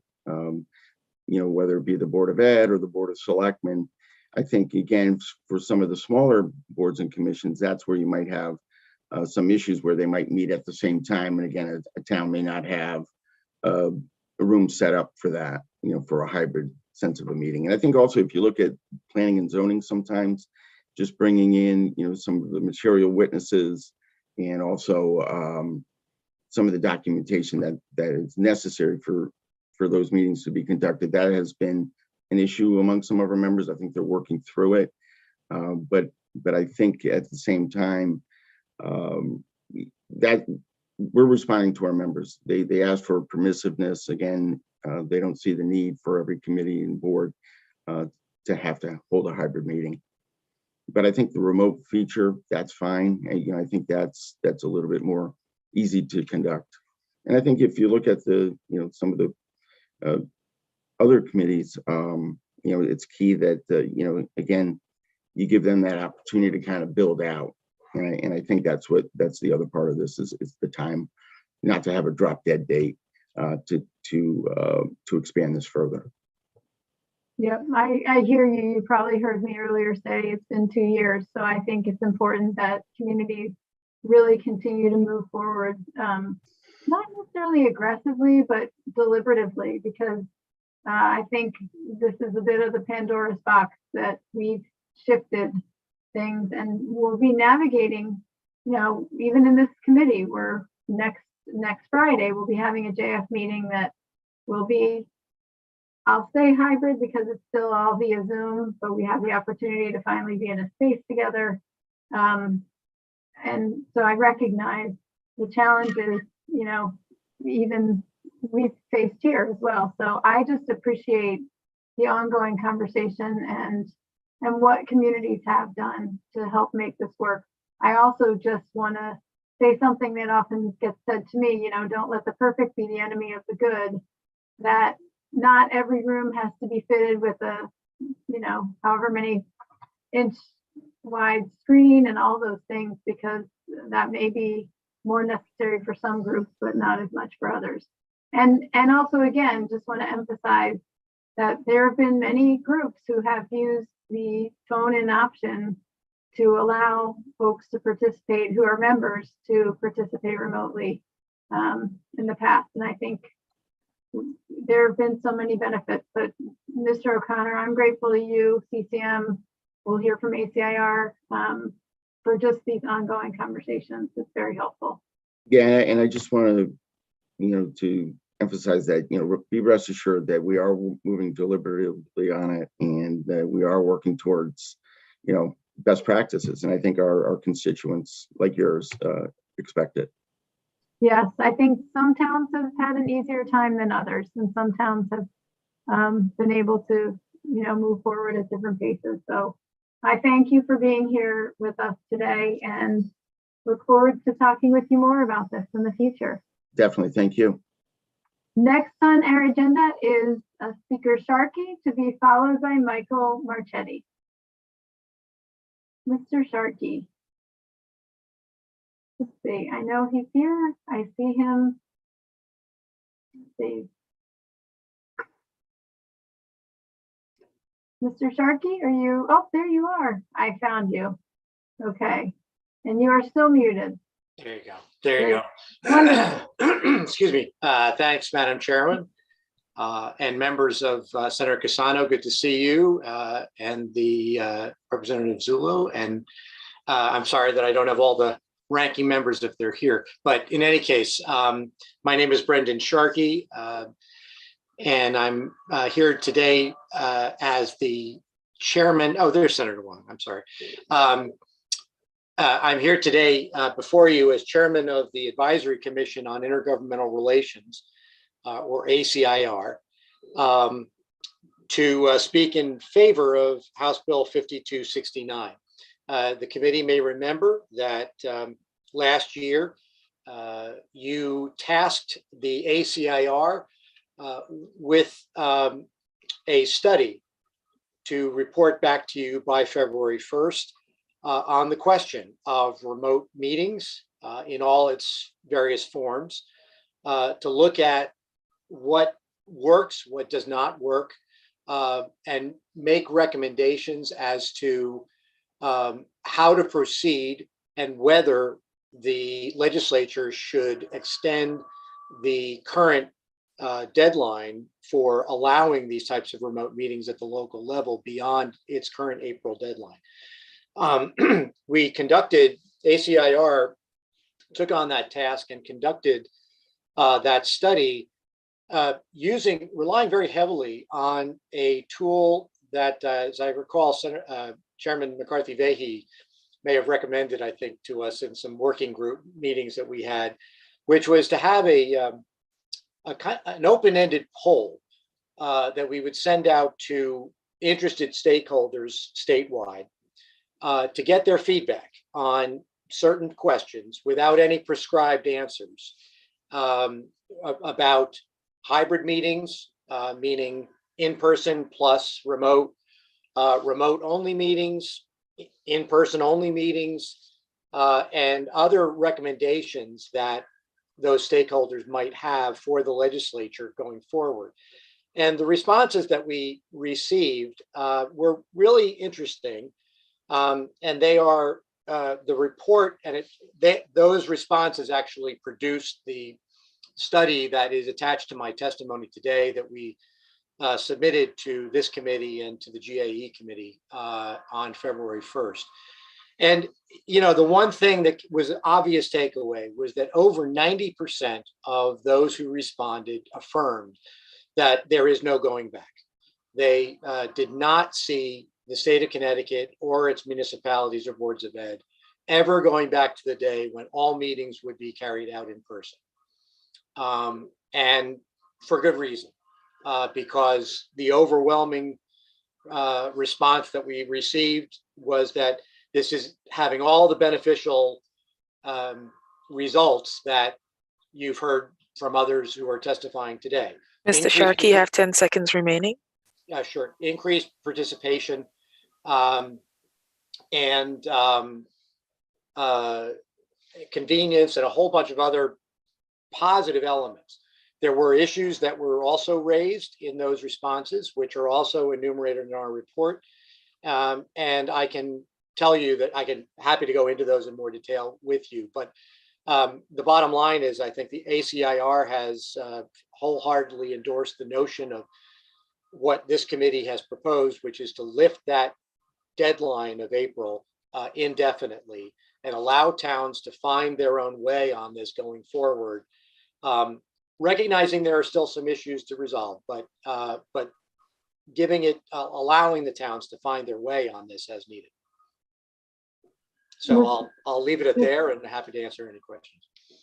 Thank you very much, not just for being here today, but also for the many hours of work that you and your fellow members of ACIR put in to the study, to gathering information, to putting the information together and communicating that out.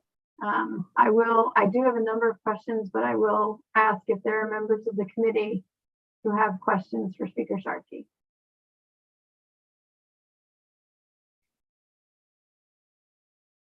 Okay, well, I'm gonna ask just a few. First of all, I am grateful that you referenced the GAE committee.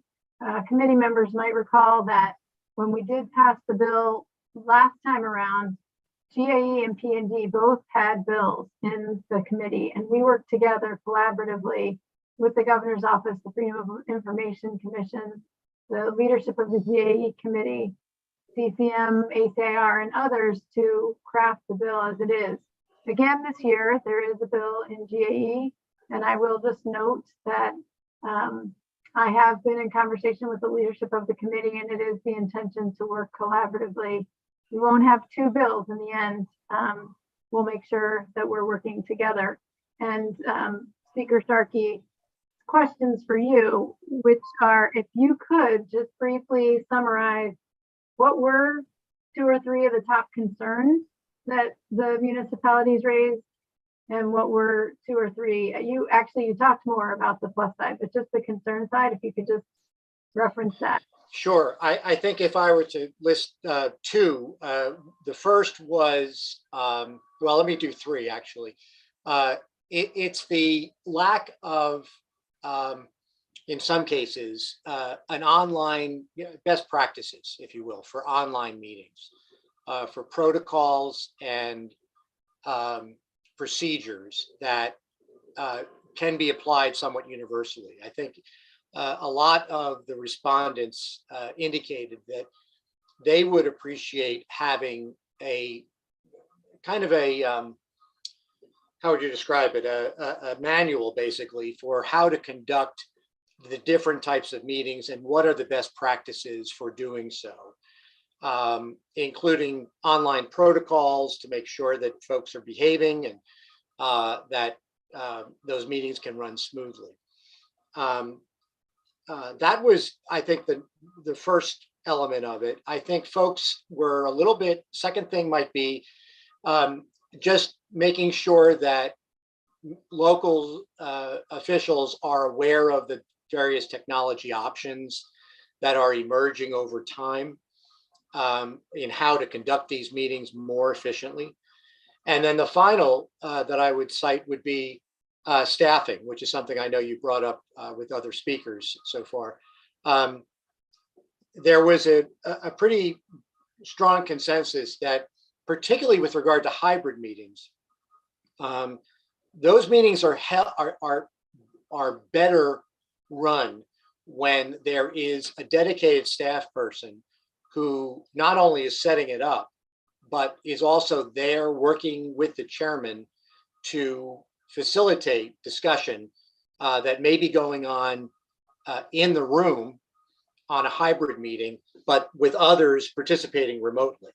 And the disconnect that can happen between those who are interacting in the room and those who are participating remotely, staffing would facilitate that to make sure that those folks are recognized and are able, when they have raise a hand and want to be recognized, that that can happen in a timely fashion. And how to do that, we made a recommendation on that because adequate staffing in some cases, obviously the role of a commission clerk at the local level, is something we're all familiar with, someone who takes minutes, posts the agendas and so on. Obviously their job descriptions will need to change and expand to also facilitate these types of technologies and opportunities.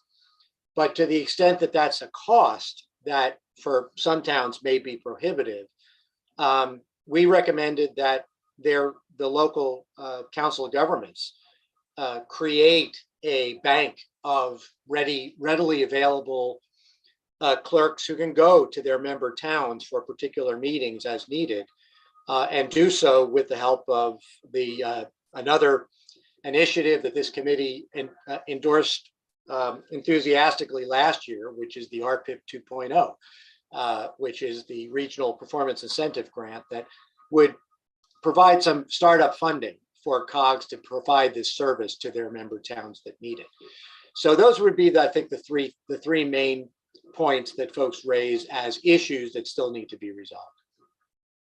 Thank you for that. And just specifically to the staffing, would you envision a train the trainer? Because it seems to me, again, this is technology and these issues are going to be going forward. And, when I think about those committees in municipalities that have clerks who are already perhaps being paid a stipend to volunteer to take minutes, that it would be a matter of training as opposed to maybe, necessarily having someone come in. And then secondarily, that there are bodies that volunteers take the minutes and would be able to be also trained. So is that something that was contemplated at all, the idea of that train the trainer?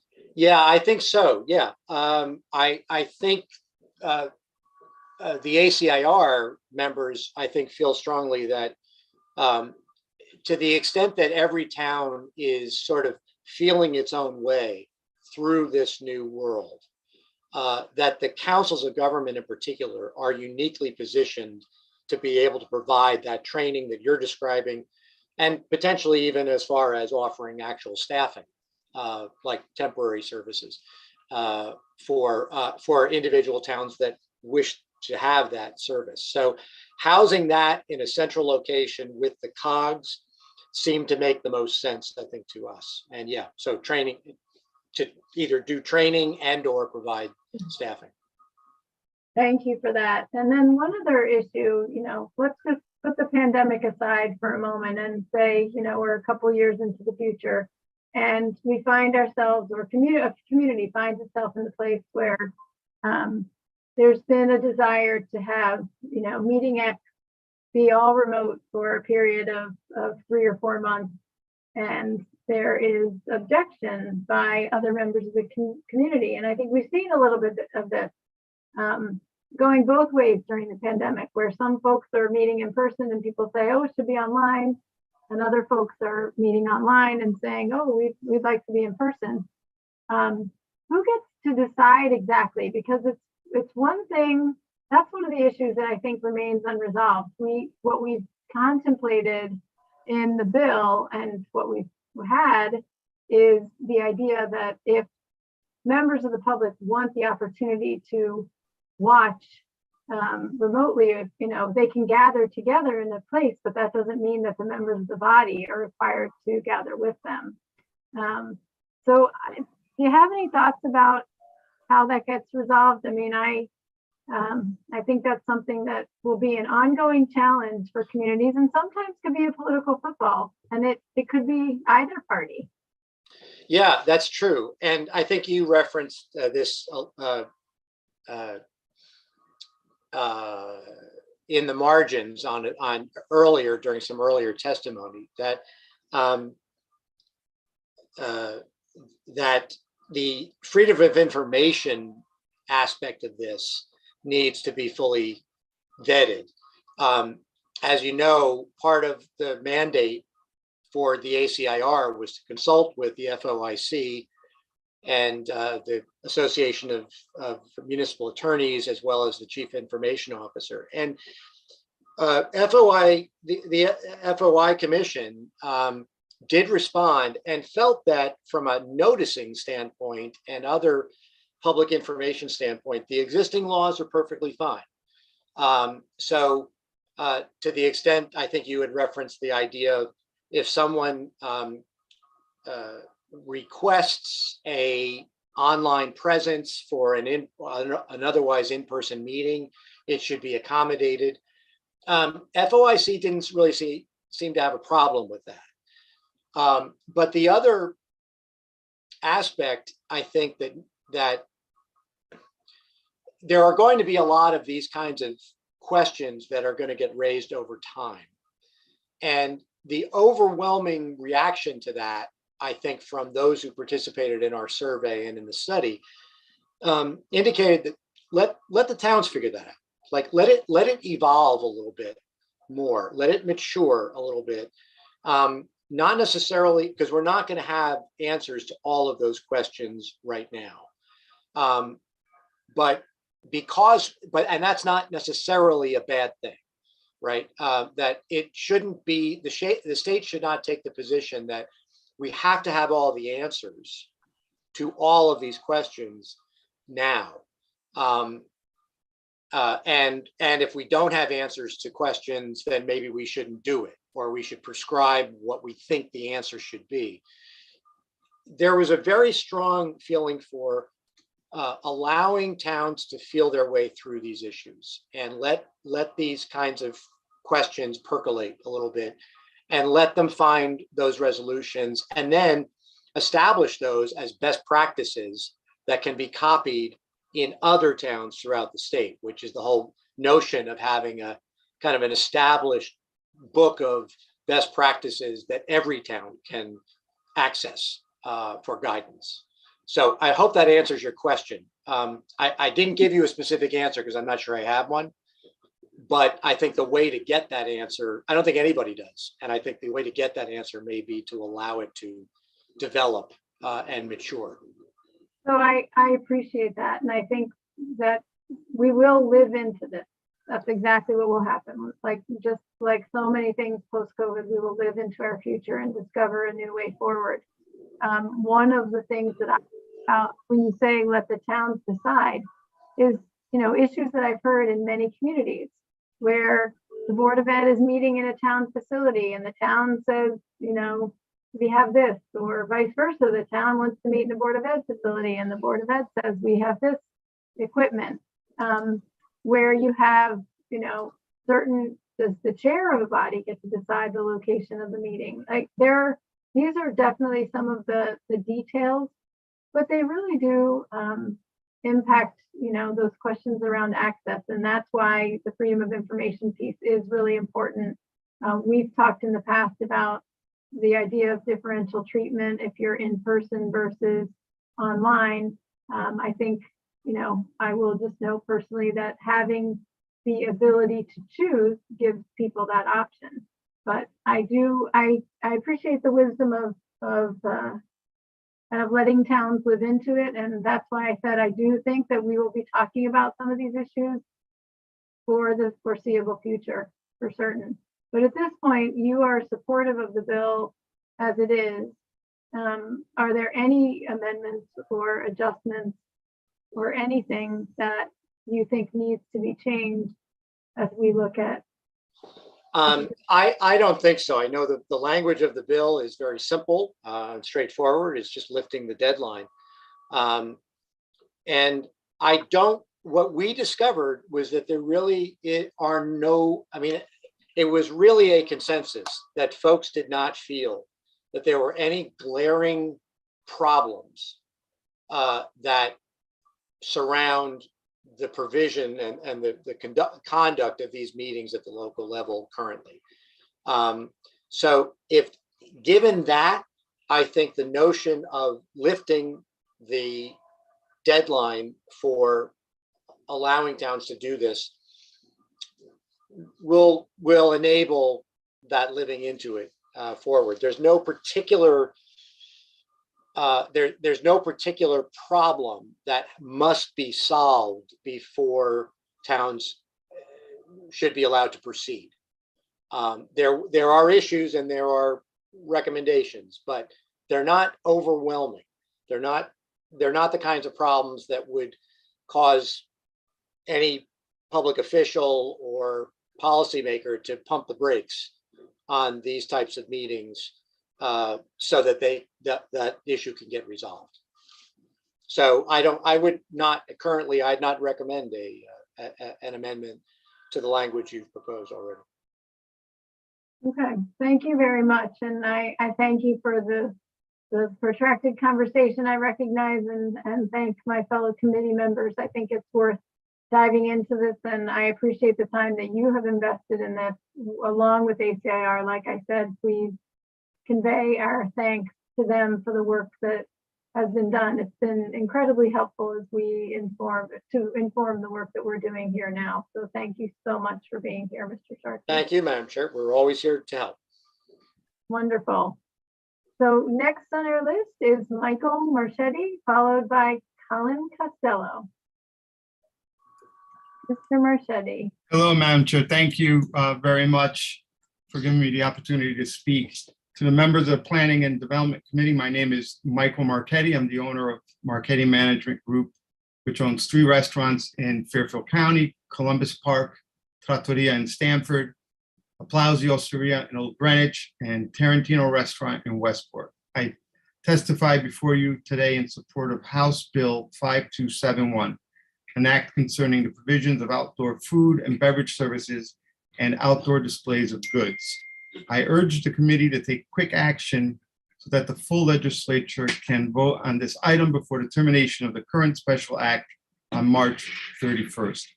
My family and I have been operating restaurants in Lower Fairfield County since the early 70s. I've grown up in this industry. I owe everything that I have to it.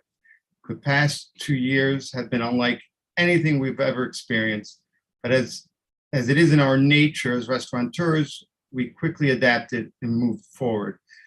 Takeout carried us through the early part of the pandemic, but as the weather got warmer, people spent more time outside. That part of our business, the takeout part of our business waned. When the governor exercises his executive order and allowed us to have outdoor dining with limited restriction, things began to turn around. We were able to hire back employees we had just let go months earlier. Keep in mind that in June of 2020, we were limited to social distancing with protected barriers indoors so that the ability to have outdoor dining was truly a saving grace. But when the colder months came, things got slow again.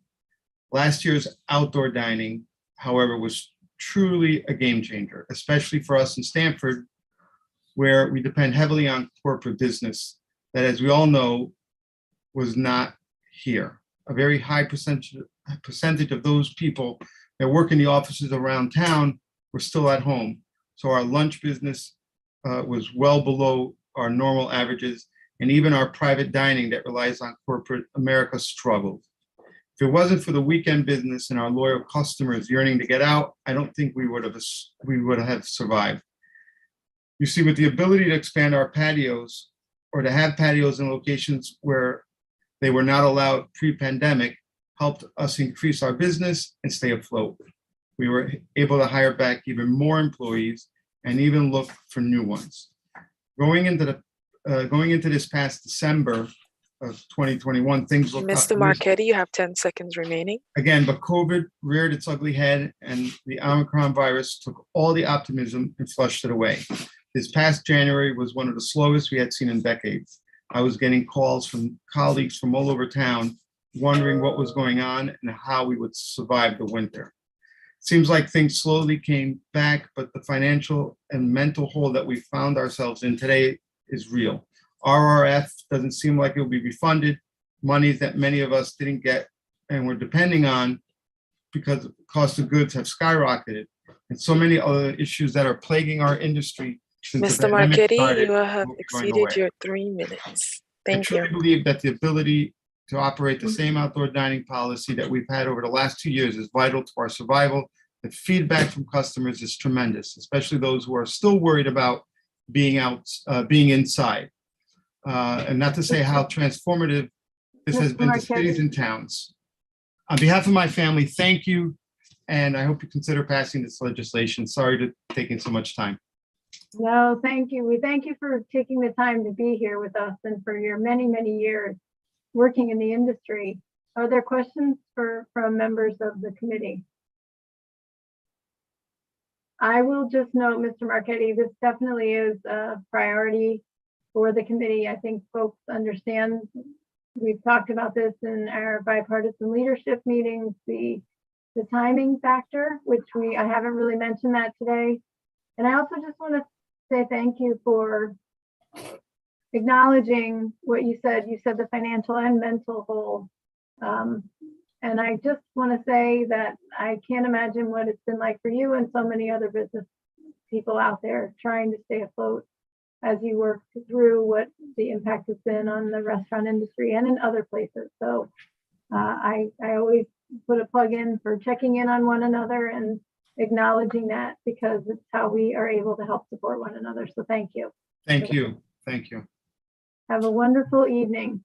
Thank you. You too. Thank you all. Next is Colin Costello, to be followed by Betsy Guerra. Welcome, Mr. Costello. And you are muted still. You can unmute.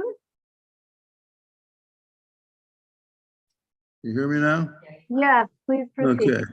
Good afternoon, Madam Chairman, other representatives and staff. Thank you for having me here. I'm going to be talking personally about SB 225.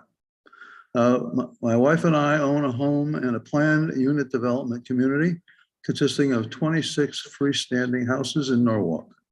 Our board of directors is made up of 5 volunteer homeowners, and we do not have a property management company. All exterior upkeep, maintenance, and repair, including the roof, is the responsibility of the homeowner. The bylaws do not mention solar panels in any way.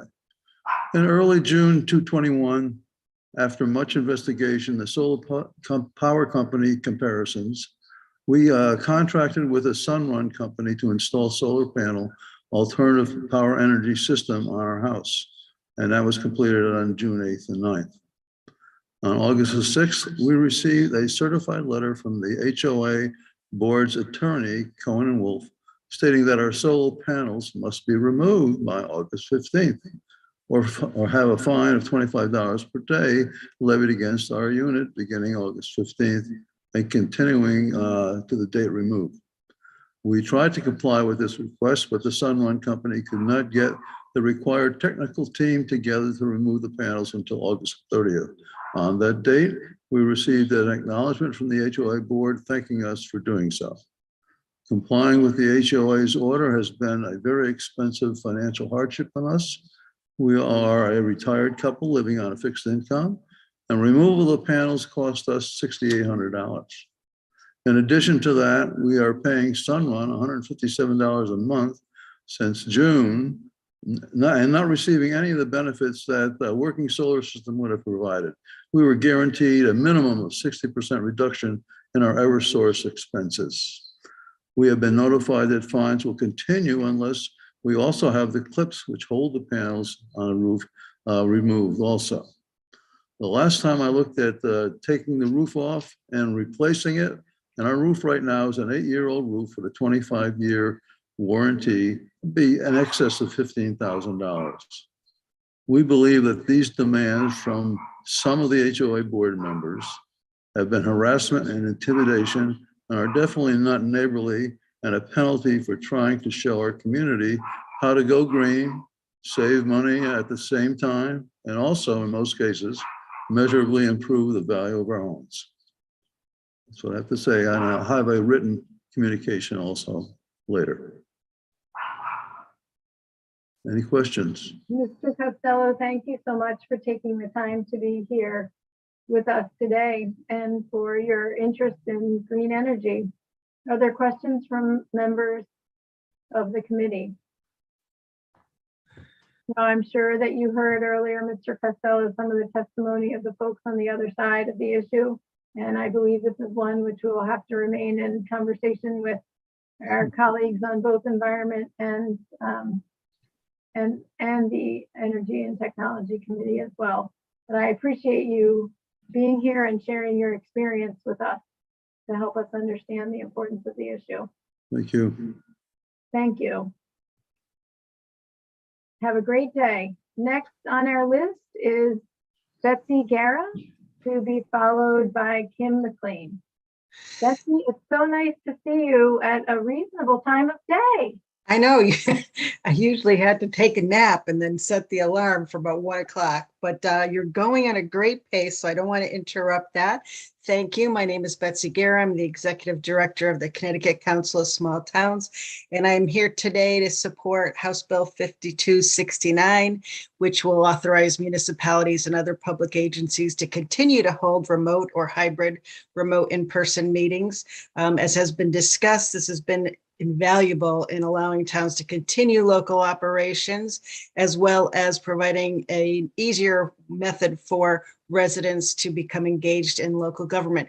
So we are not seeking any changes. In fact, as Brendan Sharkey had mentioned, we are hoping that the bill moves forward without any changes to the requirements, because towns have become accustomed to the rules, and we don't want to confuse things by changing them at this time, particularly right in the middle budget season. Similarly, we support House Bill 5271, an act concerning the provision of outdoor food and beverage services. As has been mentioned, this has been a very welcome respite in our communities. And again, we don't want to rock the boat by creating any kind of changes in the requirements, but allowing towns and restaurants and other businesses to continue to rely on the provisions and move forward.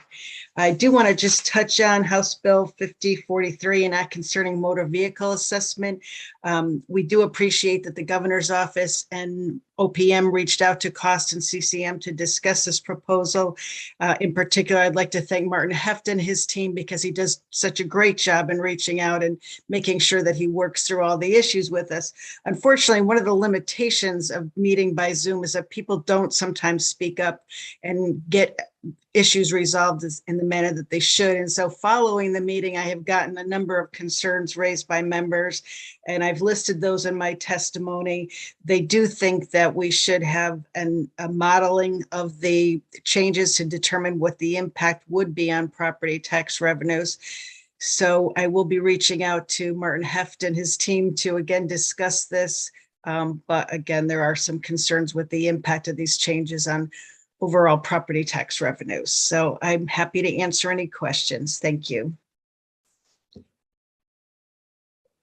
Betsy, thank you so much for your efficient and clear testimony today. It's appreciated. Are there questions from members of the committee? Seeing none, Betsy, thank you also for referencing your willingness to circle back and talk with Mr. Heff and his team at OPM. I concur. He does a great job of bringing many folks together in the conversation. So I look forward to hearing more about that and perhaps participating in some of those alongside you. That would be great. Thank you. Have a wonderful weekend. You too. Bye-bye. Next on our list is Kim McLean, to be followed by Mark Anthony Gallucci. Ms. McLean, welcome and please proceed. Thank you. Good afternoon, Chair McCarthy-Vahey and distinguished members of the Planning and Development Committee. Thank you for the opportunity on behalf of CAI Connecticut to testify in opposition of Raise Bill number 225. My name is Kim McLean and I serve as the Executive Director of the Connecticut Chapter Community Associations Institute. Two of our board members, Chaz Ryan and Carl Coogler, have already spoken about the concerns we have about this bill. There are a few areas I wish to highlight this afternoon. I wish to be very clear that CAI supports environmental and energy efficiency policies that recognize and respect the governance and contractual obligations of community association residents as the best mechanism to enact sustainable environmental policies. Homeowners associations, covenants, and bylaws are created to reflect the needs and interests of residents in those communities. As Chaz Ryan and Carl Coogler have already articulated, a unit owner who desires the installation of solar panels has several avenues to pursue in order to obtain permission. These options require invoking the rights and responsibilities that come with the contractual agreements that are the cornerstone of common interest living. To have the state of Connecticut override the decisions of a community that is self-governed would in essence be negating the conditions of the legal document that all unit owners signed when they purchased their units. While SB 225 does exclude condominiums and cooperatives from this bill, the solution of allowing only those associations not in those two categories is still not entirely practical. A one-size-fits-all approach is not appropriate for the wide variety of common interest communities in our state. If we are truly serious about expanding the availability of solar energy in Connecticut, we must be more creative and aggressive about the options we can make available to our residents to plug into solar. Only a small portion of common interest homes are in communities where their homes are standalone, where the owner is solely responsible for the maintenance and insurance of the structure. Clearly, owners in communities with shared roofs or in high-rise buildings do not have viable opportunities for the installation of solar panels. However, increasing the availability of shared solar would offer them a connection to expanding solar power in our state. Indeed, if Connecticut is taking its efforts towards climate change mitigation seriously, shared solar should be available throughout the state for all levels of income rather than a more limited group as indicated in SB 176. You will see that one of our members, Luther Weeks, submitted testimony regarding his connection to shared solar as he lives in a community of both standalone and attached units. For him, shared solar was a perfect solution to having the ability to participate because solar installation is difficult to accomplish in his community. While we are in opposition to SB 225, we nevertheless look forward to working with your committee to continue our mutual efforts to encourage and enhance greater energy efficiency and environmental protections in common interest communities. In the event you may have any questions or need further information, we are more than happy to participate in any way possible. Thank you for your time. Thank you, Ms. McLean. I appreciate you being here and for you sticking within those time limits too. It's wonderful. It's much appreciated. Are there members who have questions? Seeing none, have a wonderful weekend and thank you for taking You as well. Thank you. Next, we have Mark Anthony Gallucci to be followed by, I believe, Chris Parkin. Mr. Gallucci, welcome. And please proceed, sir. Hello, can you hear me? Yes. Yes, so my name is Mark Anthony Gallucci, and I'm here to testify on two bills. I'll make it brief. One, I want to testify about the need to continue to have meetings virtually by Zoom, because it's very important that people with disabilities be included. Case in point, myself, I'm deaf. I'm using the captions now. Just at the beginning of the meeting, I requested that the caption feature be turned on, and within seconds, I had access to this meeting. Under your old system, I would have requested an interpreter or a court reporter for a hearing in the LOB. And 90% of the time, that interpreter or that court reporter would not be available and could not be provided to me. So I have found that not only this legislature, but also at my town meetings, I go to town planning and zoning meetings in Fairfield and other meetings, I have found that this is a great feature to provide access to people. Think of all those people with disabilities who have special care needs, who need special transportation and can't get to meetings at night far away.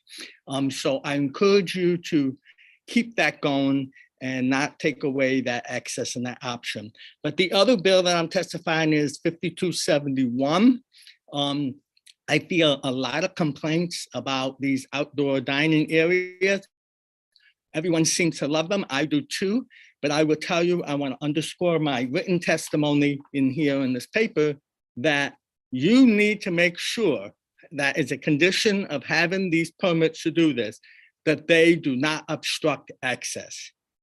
And in my findings, we have a restaurant that's next door to our office in Clinton.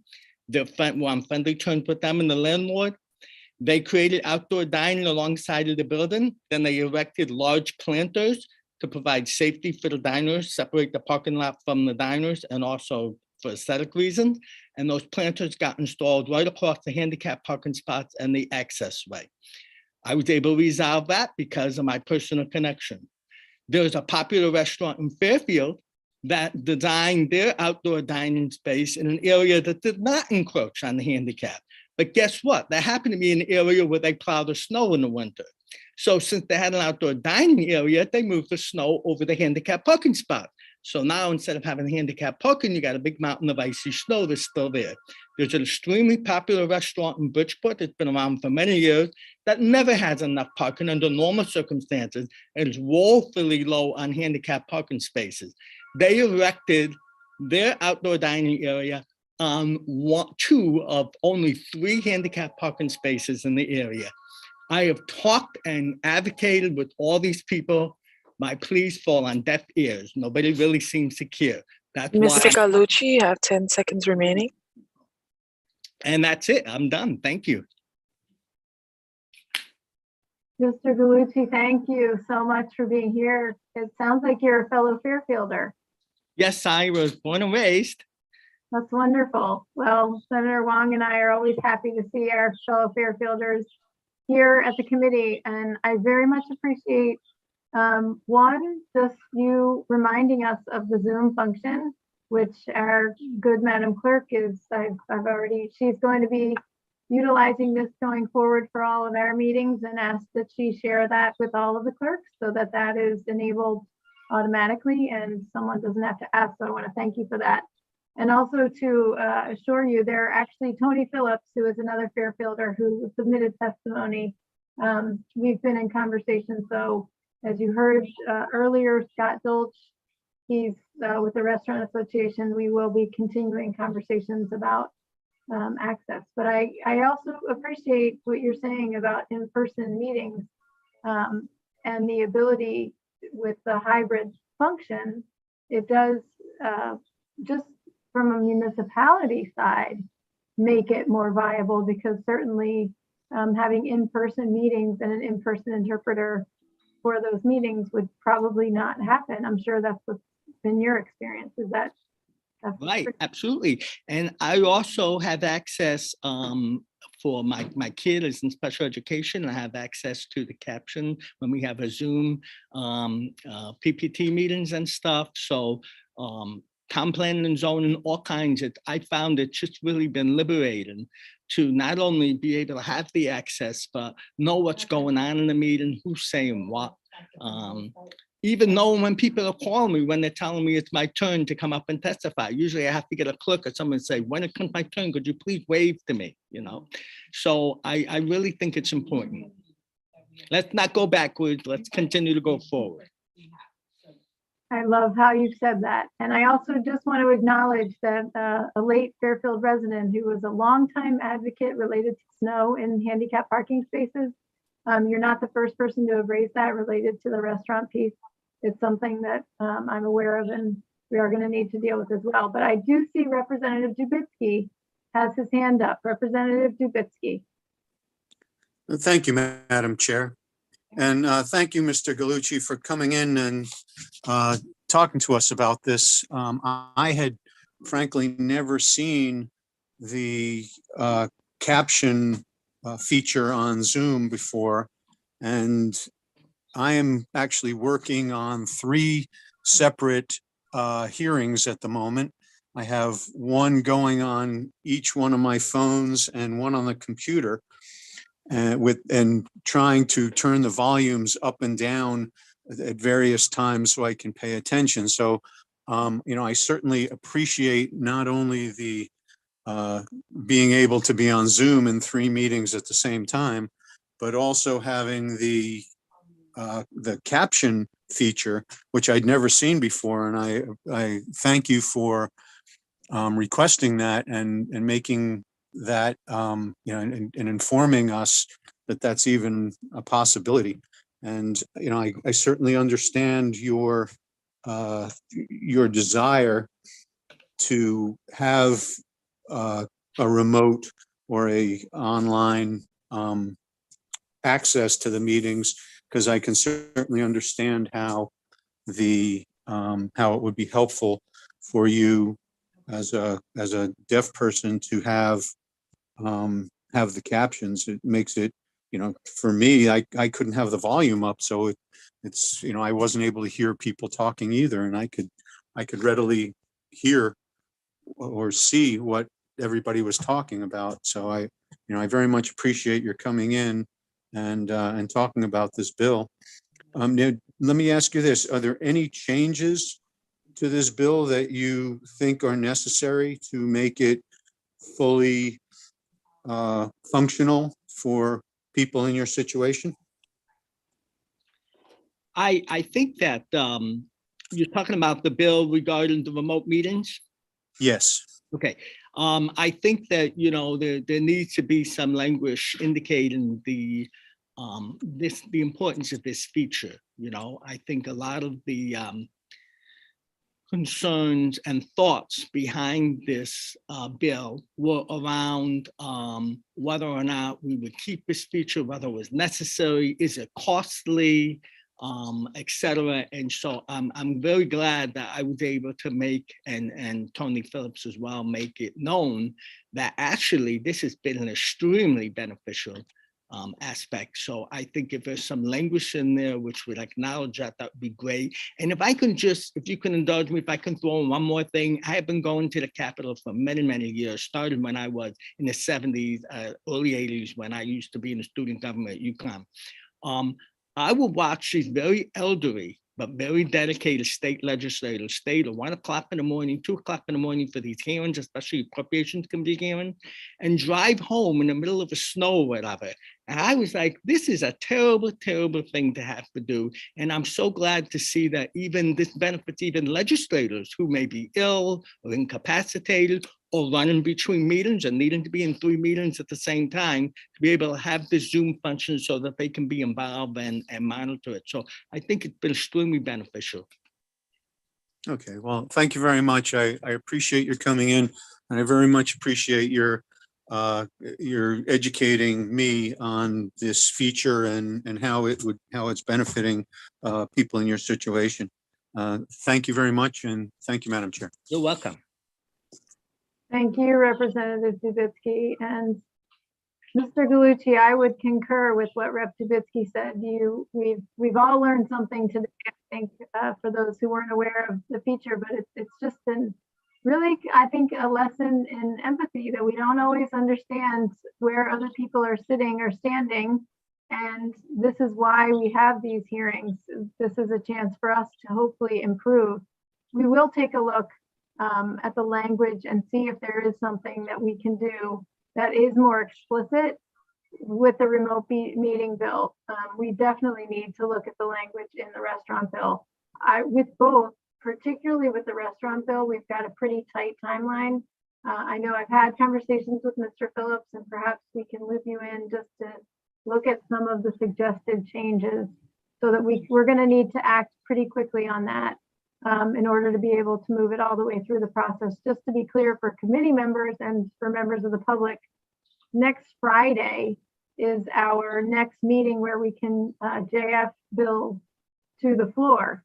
So that's already the 11th, and then we've got both chambers and then the governor's signature for this to get across the finish line before that end of March deadline. So just flagging that for you, and if you're connected with Tony, then you also know how to get to me pretty easily as well, but we'll connect afterwards. And I again thank you very Okay, much and I for your- appreciate everything you're offering to do. Thank you. Thank you. Okay, have a great day. And next You we too. have Chris Parkin. Yes, to hi. be Followed by, just with me 1 second. I don't know if Mike McGloris is here, but Mr. Parkin, welcome. Let's see, Great. where is Mr. Parkin? Can we see you on video? I'm here. Can you see me? Hang on. Oh, there you are. Hi. Welcome. Please proceed. Very good. Thank you, Madam Chair, members of the committee. My name is Chris Parkin. I'm the chairman of the Reading Board of Education. I testify, and I'm here on behalf of and in support of House Bill 5269 regarding remote meetings. I had the privilege of testifying before the GAA committee this time last year when the bill was being raised in the first instance. And I'm happy to be back here again in support of what I think are common sense reforms and the expansion of the FOI Act to include purely remote meetings. I just want to sort of point out a few practical matters from having handled many of these meetings over the past 2 years on the local level.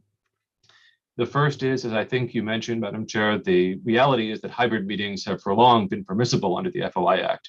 We could always dial in and, a hybrid meeting always existed, but purely remote meetings have never previously been enabled by the legislature until last year. And in working through the rules at the local level, there's a few areas where it's conceivable that the committee could consider making revisions to the proposed language. The first is with respect to the requirement that speakers identify themselves each time that they wish to be, that they're speaking in a meeting. As a practical matter, that doesn't happen, basically ever. And it's a concern of mine that that's going to lead to a flood of frivolous FOIC complaints just over these technical requirements. The language specifically requires speakers identify themselves. I think a suitable substitute would be to make sure that speakers are identified, as we all are here with our names on the screen, so that folks understand the folks who are speaking. Secondly, I think it's important that it be clear that members of boards and commissions have the as of right ability to appear at a hybrid meeting and not leave that to the discretion of board chairs or agencies specifically. It's too rife for potential concern or favoritism by chair people, and it's much preferable to have an as of right opportunity for members of agencies to participate. Thirdly, with respect to the requirement that meetings be recorded, I think it's important that there be a clear penalty or remedy for the failure to comply with this requirement. And I say that because now that meetings are required to be recorded, the public is relying upon those recordings and no longer feels compelled necessarily to attend a meeting in real time because there will be a recording they can view later. And when a board takes action under these circumstances and then does not provide the recording, the action should be void, as it would be void with respect to other actions that violate the FOI Act. And I think that that sort of penalty needs to be clear in the legislation to make sure that boards and commissions are complying with those recording requirements going forward. And finally, the statute indicates that roll call votes are required except where there is unanimity. However, it's not always clear that there is unanimity until you take a vote, which creates sort of a practical circular problem. So it's something to consider with respect to the language. So I would appreciate the committee's consideration of those practical concerns from the perspective of a local board member. Mr. Parkin, thank you. I love it. I'm so glad you're here. Because this is where the rubber meets the road. This is the practical reality. And if our boards of education aren't the best example in America today as to the importance of participation and just the ability for the public to access, I don't know what is. Just a couple of follow-ups for you that I will have, but first I will ask if there are members of the body who have questions. Representative Smith. I did, thank you, though, Madam Chair, not really a question as much as an observation, which was that I've been thinking throughout the day that, golly, we've got boards of ed that have lots of experience in this because they've been doing it virtually since day one. And so I wanted to thank you, Mr. Parkin, for your testimony. And I think you've already started to build the best practices manual that was referenced earlier, just with your testimony. I would encourage you and others of your peers to perhaps through CABE or another organization to start building that document, not only for the benefit of boards of ed, but as a tool that all of your municipalities can use as a model going forward. Thank you for your testimony. And thank you, Madam Chair, for the indulgence. Thank you, Representative Smith. So, Mr. Parkin, a few questions. One, and you did say, are you the chair? Am I correct in that, right? That's correct. Okay. And how long have you been doing, well, you've been doing hybrid meetings? So what's interesting, we've been mostly hybrid. We started meeting back in person when the school year began this year. It's been a mix of in-person strictly and hybrid. I believe the representative from the zoning enforcement officials mentioned the Owl Pro camera. We acquired one of those a few months ago, which has made this extraordinarily seamless. At almost all of our meetings, we have a majority in person, but one or two who are not available for a variety of reasons. We've had board members quarantined, board members traveling.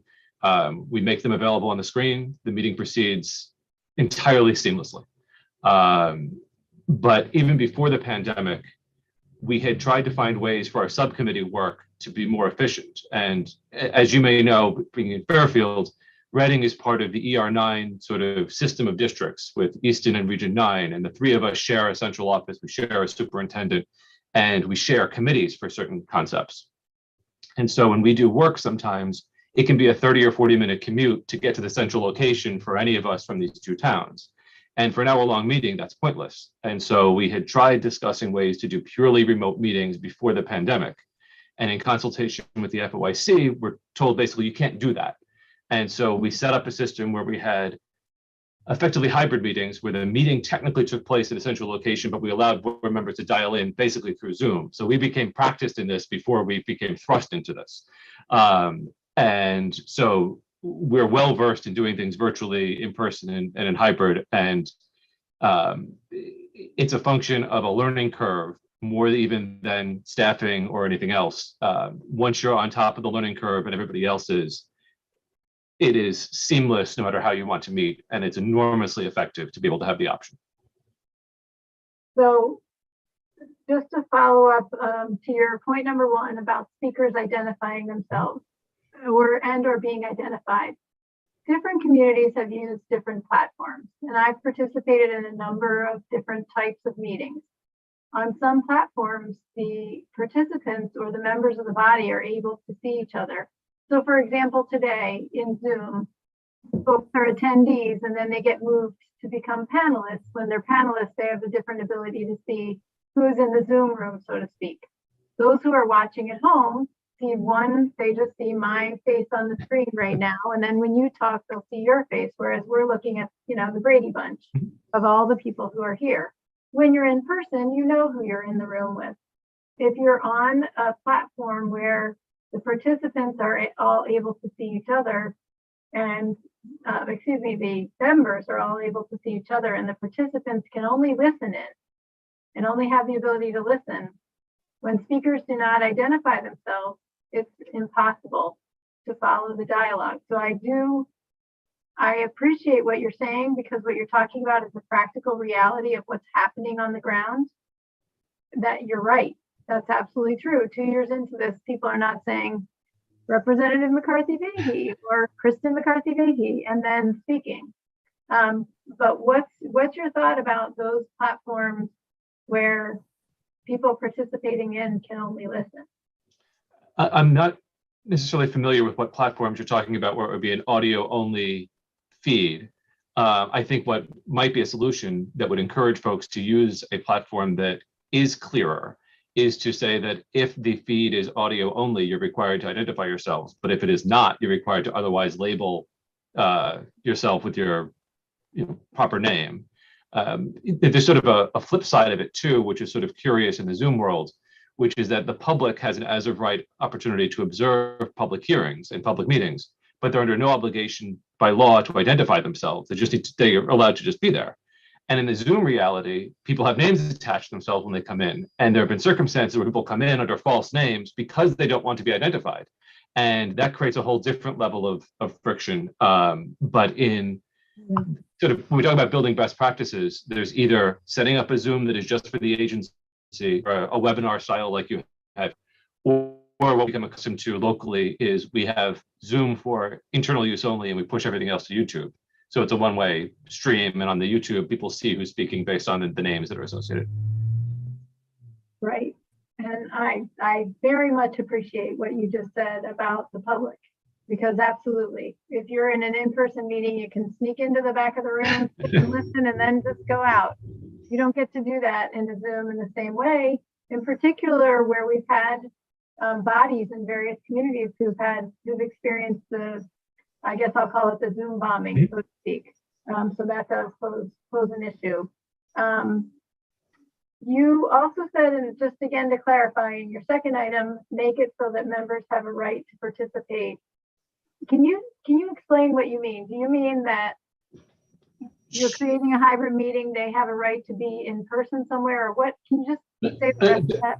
Sure. I didn't articulate it very well. I was referring to sort of the reverse circumstance where the chair of an organization calls a person meeting and a member of the agency says, I would like to participate by electronic means. The statute conventionally had said that members may participate by electronic means, but it doesn't say that, or meetings may be conducted that way, but it doesn't necessarily require that the chair or the body permit that practice. And I know some boards and commissions have sort of frowned upon it in the past and may continue to frown upon it. And I know at least one circumstance recently where a board member was denied access to a meeting on a remote basis.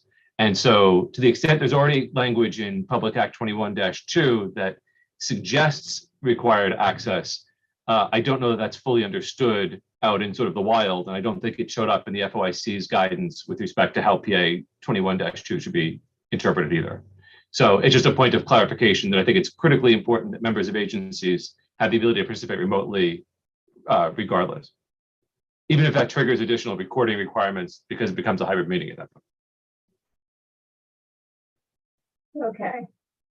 I very much appreciate that clarification. So you want it spelled out explicitly that if a member is asking to participate remotely, whether it's telephonically or via Zoom, in some way that they have the right to do so. And I think that is the understanding and expectation, but you want to make sure it's explicit. In terms of the last one, the roll call votes, that's another one of those. I think this is where you go to Speaker Sharkey's remarks that we written this, because you're right. What we don't want happening is meetings within meetings that members of the public are not able to have access to. So we'll have to contemplate that one.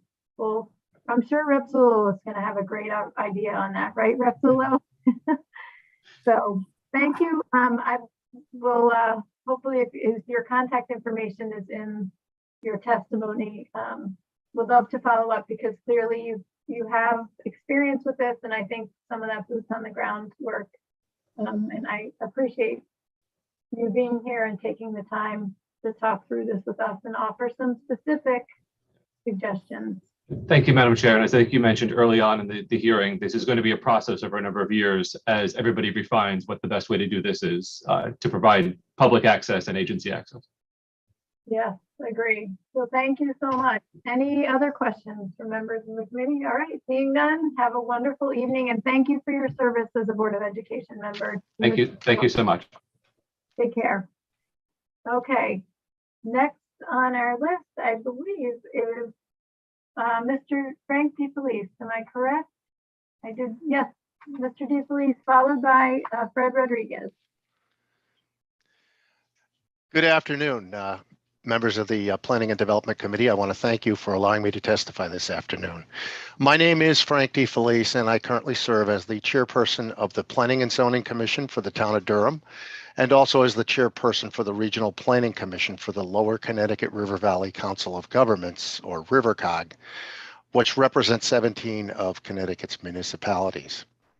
I'm here today to speak in strong support for Raised Bill 5269, which is entitled an act concerning remote meetings under the Freedom of Information Act. This act, which would allow the continuance of virtual public meetings, is beneficial to both our public and our municipalities. And I want to give you some reasons why, which is why I wanted to testify personally today.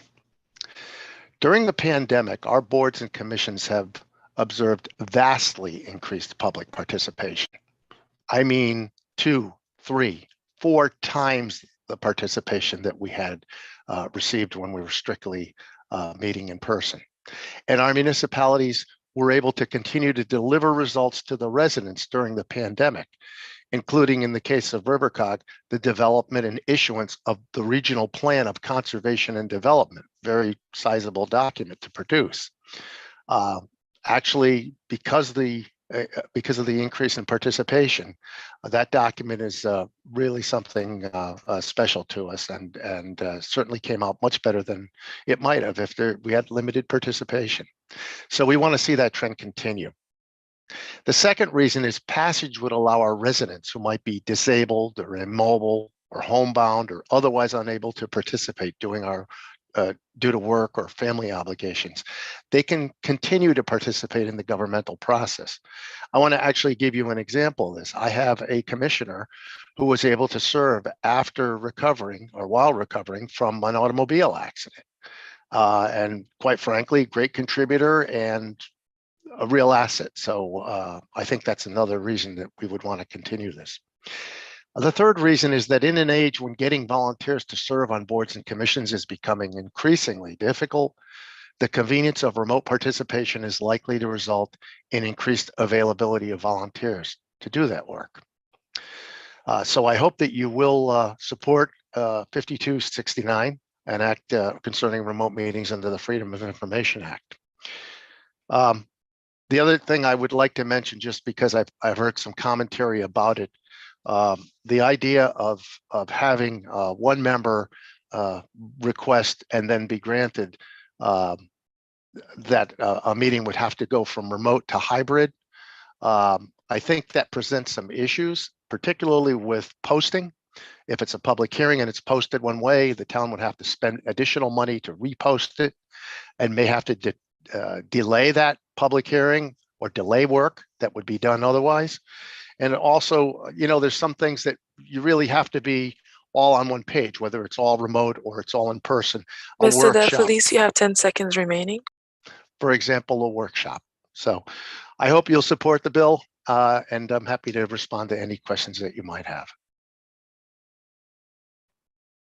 Thank you so much, Mr. DeFelice. And I love the examples that you gave. The increased participation has been absolutely wonderful. I used to joke that people were home more so that they were watching more town meetings. We do certainly hope that people are going to be able to be out and about and living their lives in very different ways, but that we maintain that level of engagement, because our democracy is only better when we have that type of participation. I do also want to note your comments, which are slightly different than our last speaker in terms of the availability. I think I heard his a little bit differently than what you were saying. I think he was talking about an in-person meeting that was already happening, and the member was wanting to dial in or call in or Zoom in. I think you maybe you could correct me if I'm wrong, we're speaking to if there was a meeting that was designated remote and someone wanted to be in person. Did I hear that correctly? Well, actually, it applies more generally. Let me explain. Once you do even one or two, or you allow the hybrid rather than the in-person, then the public has to be allowed to access that hybrid to allow to participate electronically. So it's not quite that simple that, you know, we can just change it at the last minute and then the public isn't aware that they can. If the idea is to have a hybrid meeting, it should be posted as a hybrid meeting initially. If it's an in-person meeting, then that is the way that, especially if it's a public hearing type of environment where the public would attend. If you did want to have something that was in person, then it should remain in person. If you intended to have something that was hybrid, that should, you know, you try to make every effort for that, and the same goes for remote. And I think these are exactly the kinds of conversations that we are going to continue to be having in whether it's GAE or P&D in the years to come. I appreciate that. So I appreciate just thinking through all of these different iterations. Are there any other questions from members of the committee? Mr. DeFelice, thank you for your service and for taking the time to be here with us today in the committee. Thank you very much for allowing me to testify. Have a wonderful day. You too. Next, we have Fred Rodriguez. Mr. Rodriguez, are you? Welcome. I'm here. Please proceed, sir. Okay. Good afternoon, Madam Chairperson and esteemed members of the committee. I really appreciate the opportunity to testify in opposition to Bill number 225 related to the installation of solar panels. I represent the condominium association, or actually common interest association, called Oronoque Village. It's probably one of the third largest community associations in the state. We have approximately 929 residences, approximately 1,800 individuals that reside in the community, and we are both a common interest association in addition to a tax district. So the issue related to solar is not something that we're actually opposed to, but as far as the structure of the current bill and the way it's been promulgated is what creates issues for us overall. What I can say is that this community does have solar panels on their common areas. We also investigate the possibility of extending the utilization of solar to canopies and things like that for parking. So we are very much in the component of looking at green energy systems. What I can say is in its current form, it creates way too many problems related to a broad brushstroke over community associations, cooperatives, and other planned unit developments. So my suggestion or recommendation is that there isn't really an opposition to solar, but maybe we could look towards the structure of the current regulations related to satellite dishes, which allow common interest communities to regulate the location, installation, and things of that nature, giving greater flexibility to the homeowners so that it's not necessarily a slam door, but it actually provides some kind of a direction or vehicle in order to allow them to accomplish the aspect of incorporating solar into their homes. That's about it. Mr. Rodriguez, thank you for staying here with us today for your testimony and for offering a very specific solution to make this bill be perhaps something that is more doable for communities such as yours. And thank you also for your commitment. All right, thank you. Thank you as well. I do want to make one statement that with regards to bill number 5269, we are definitely in favor of that. It has made our jobs so much easier, especially with an elderly population. So the closed captioning aspects of it help, trust me, and the efficiencies definitely help. So we would definitely be in favor of support of that bill. Well, it's wonderful. The pandemic has been a nightmare in so many ways, but we've certainly benefited from learning more about how to utilize these other options and technologies. So thank you so much. If there are no questions from the community, Mr. Rodriguez, have a wonderful day. Okay, you too. Thank you so much for the opportunity. Thank you. And now, batting cleanup, we have from CCM, Donna Hamzy-Karucha. Donna, are you here? All right. Welcome, Donna. Donna, for some reason, we are not able to hear your audio.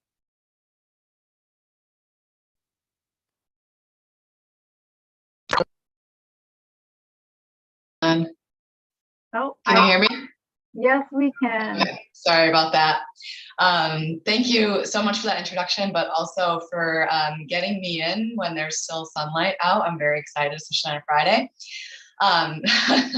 My name is Donna Hamzy-Carocha, and I'm an advocacy manager with the Connecticut Conference of Municipalities. Thank you, Representative McCarthy-Vahey, and other members of the Planning and Development Committee. I am here to testify in support of Senate Bill 223, which deals with the contingency fee arrangements and prohibiting such arrangements in tax appeal proceedings.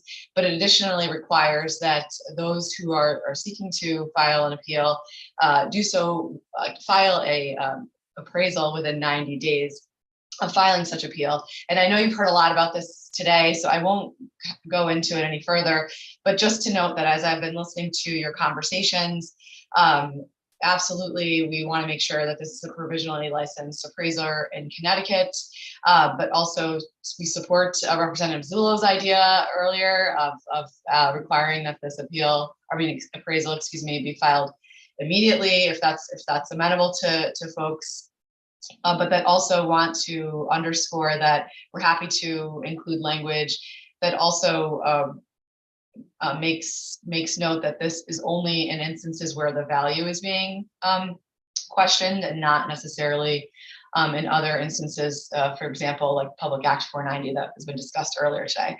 But I did want to also circle back to previous conversations in other hearings on this issue before you, I think it was either Monday or earlier or last week, regarding Senator Cassano's idea of having these conversations offline, perhaps with other stakeholders. We're still very interested in having those conversations. And I know that Mayor Bronin's office has reached out to Senator Cassano, and so we would be happy to also be at the table. And I know that CAAO, John Chaponis, would also be happy to be there too. So I'll stop there and happy to take any questions.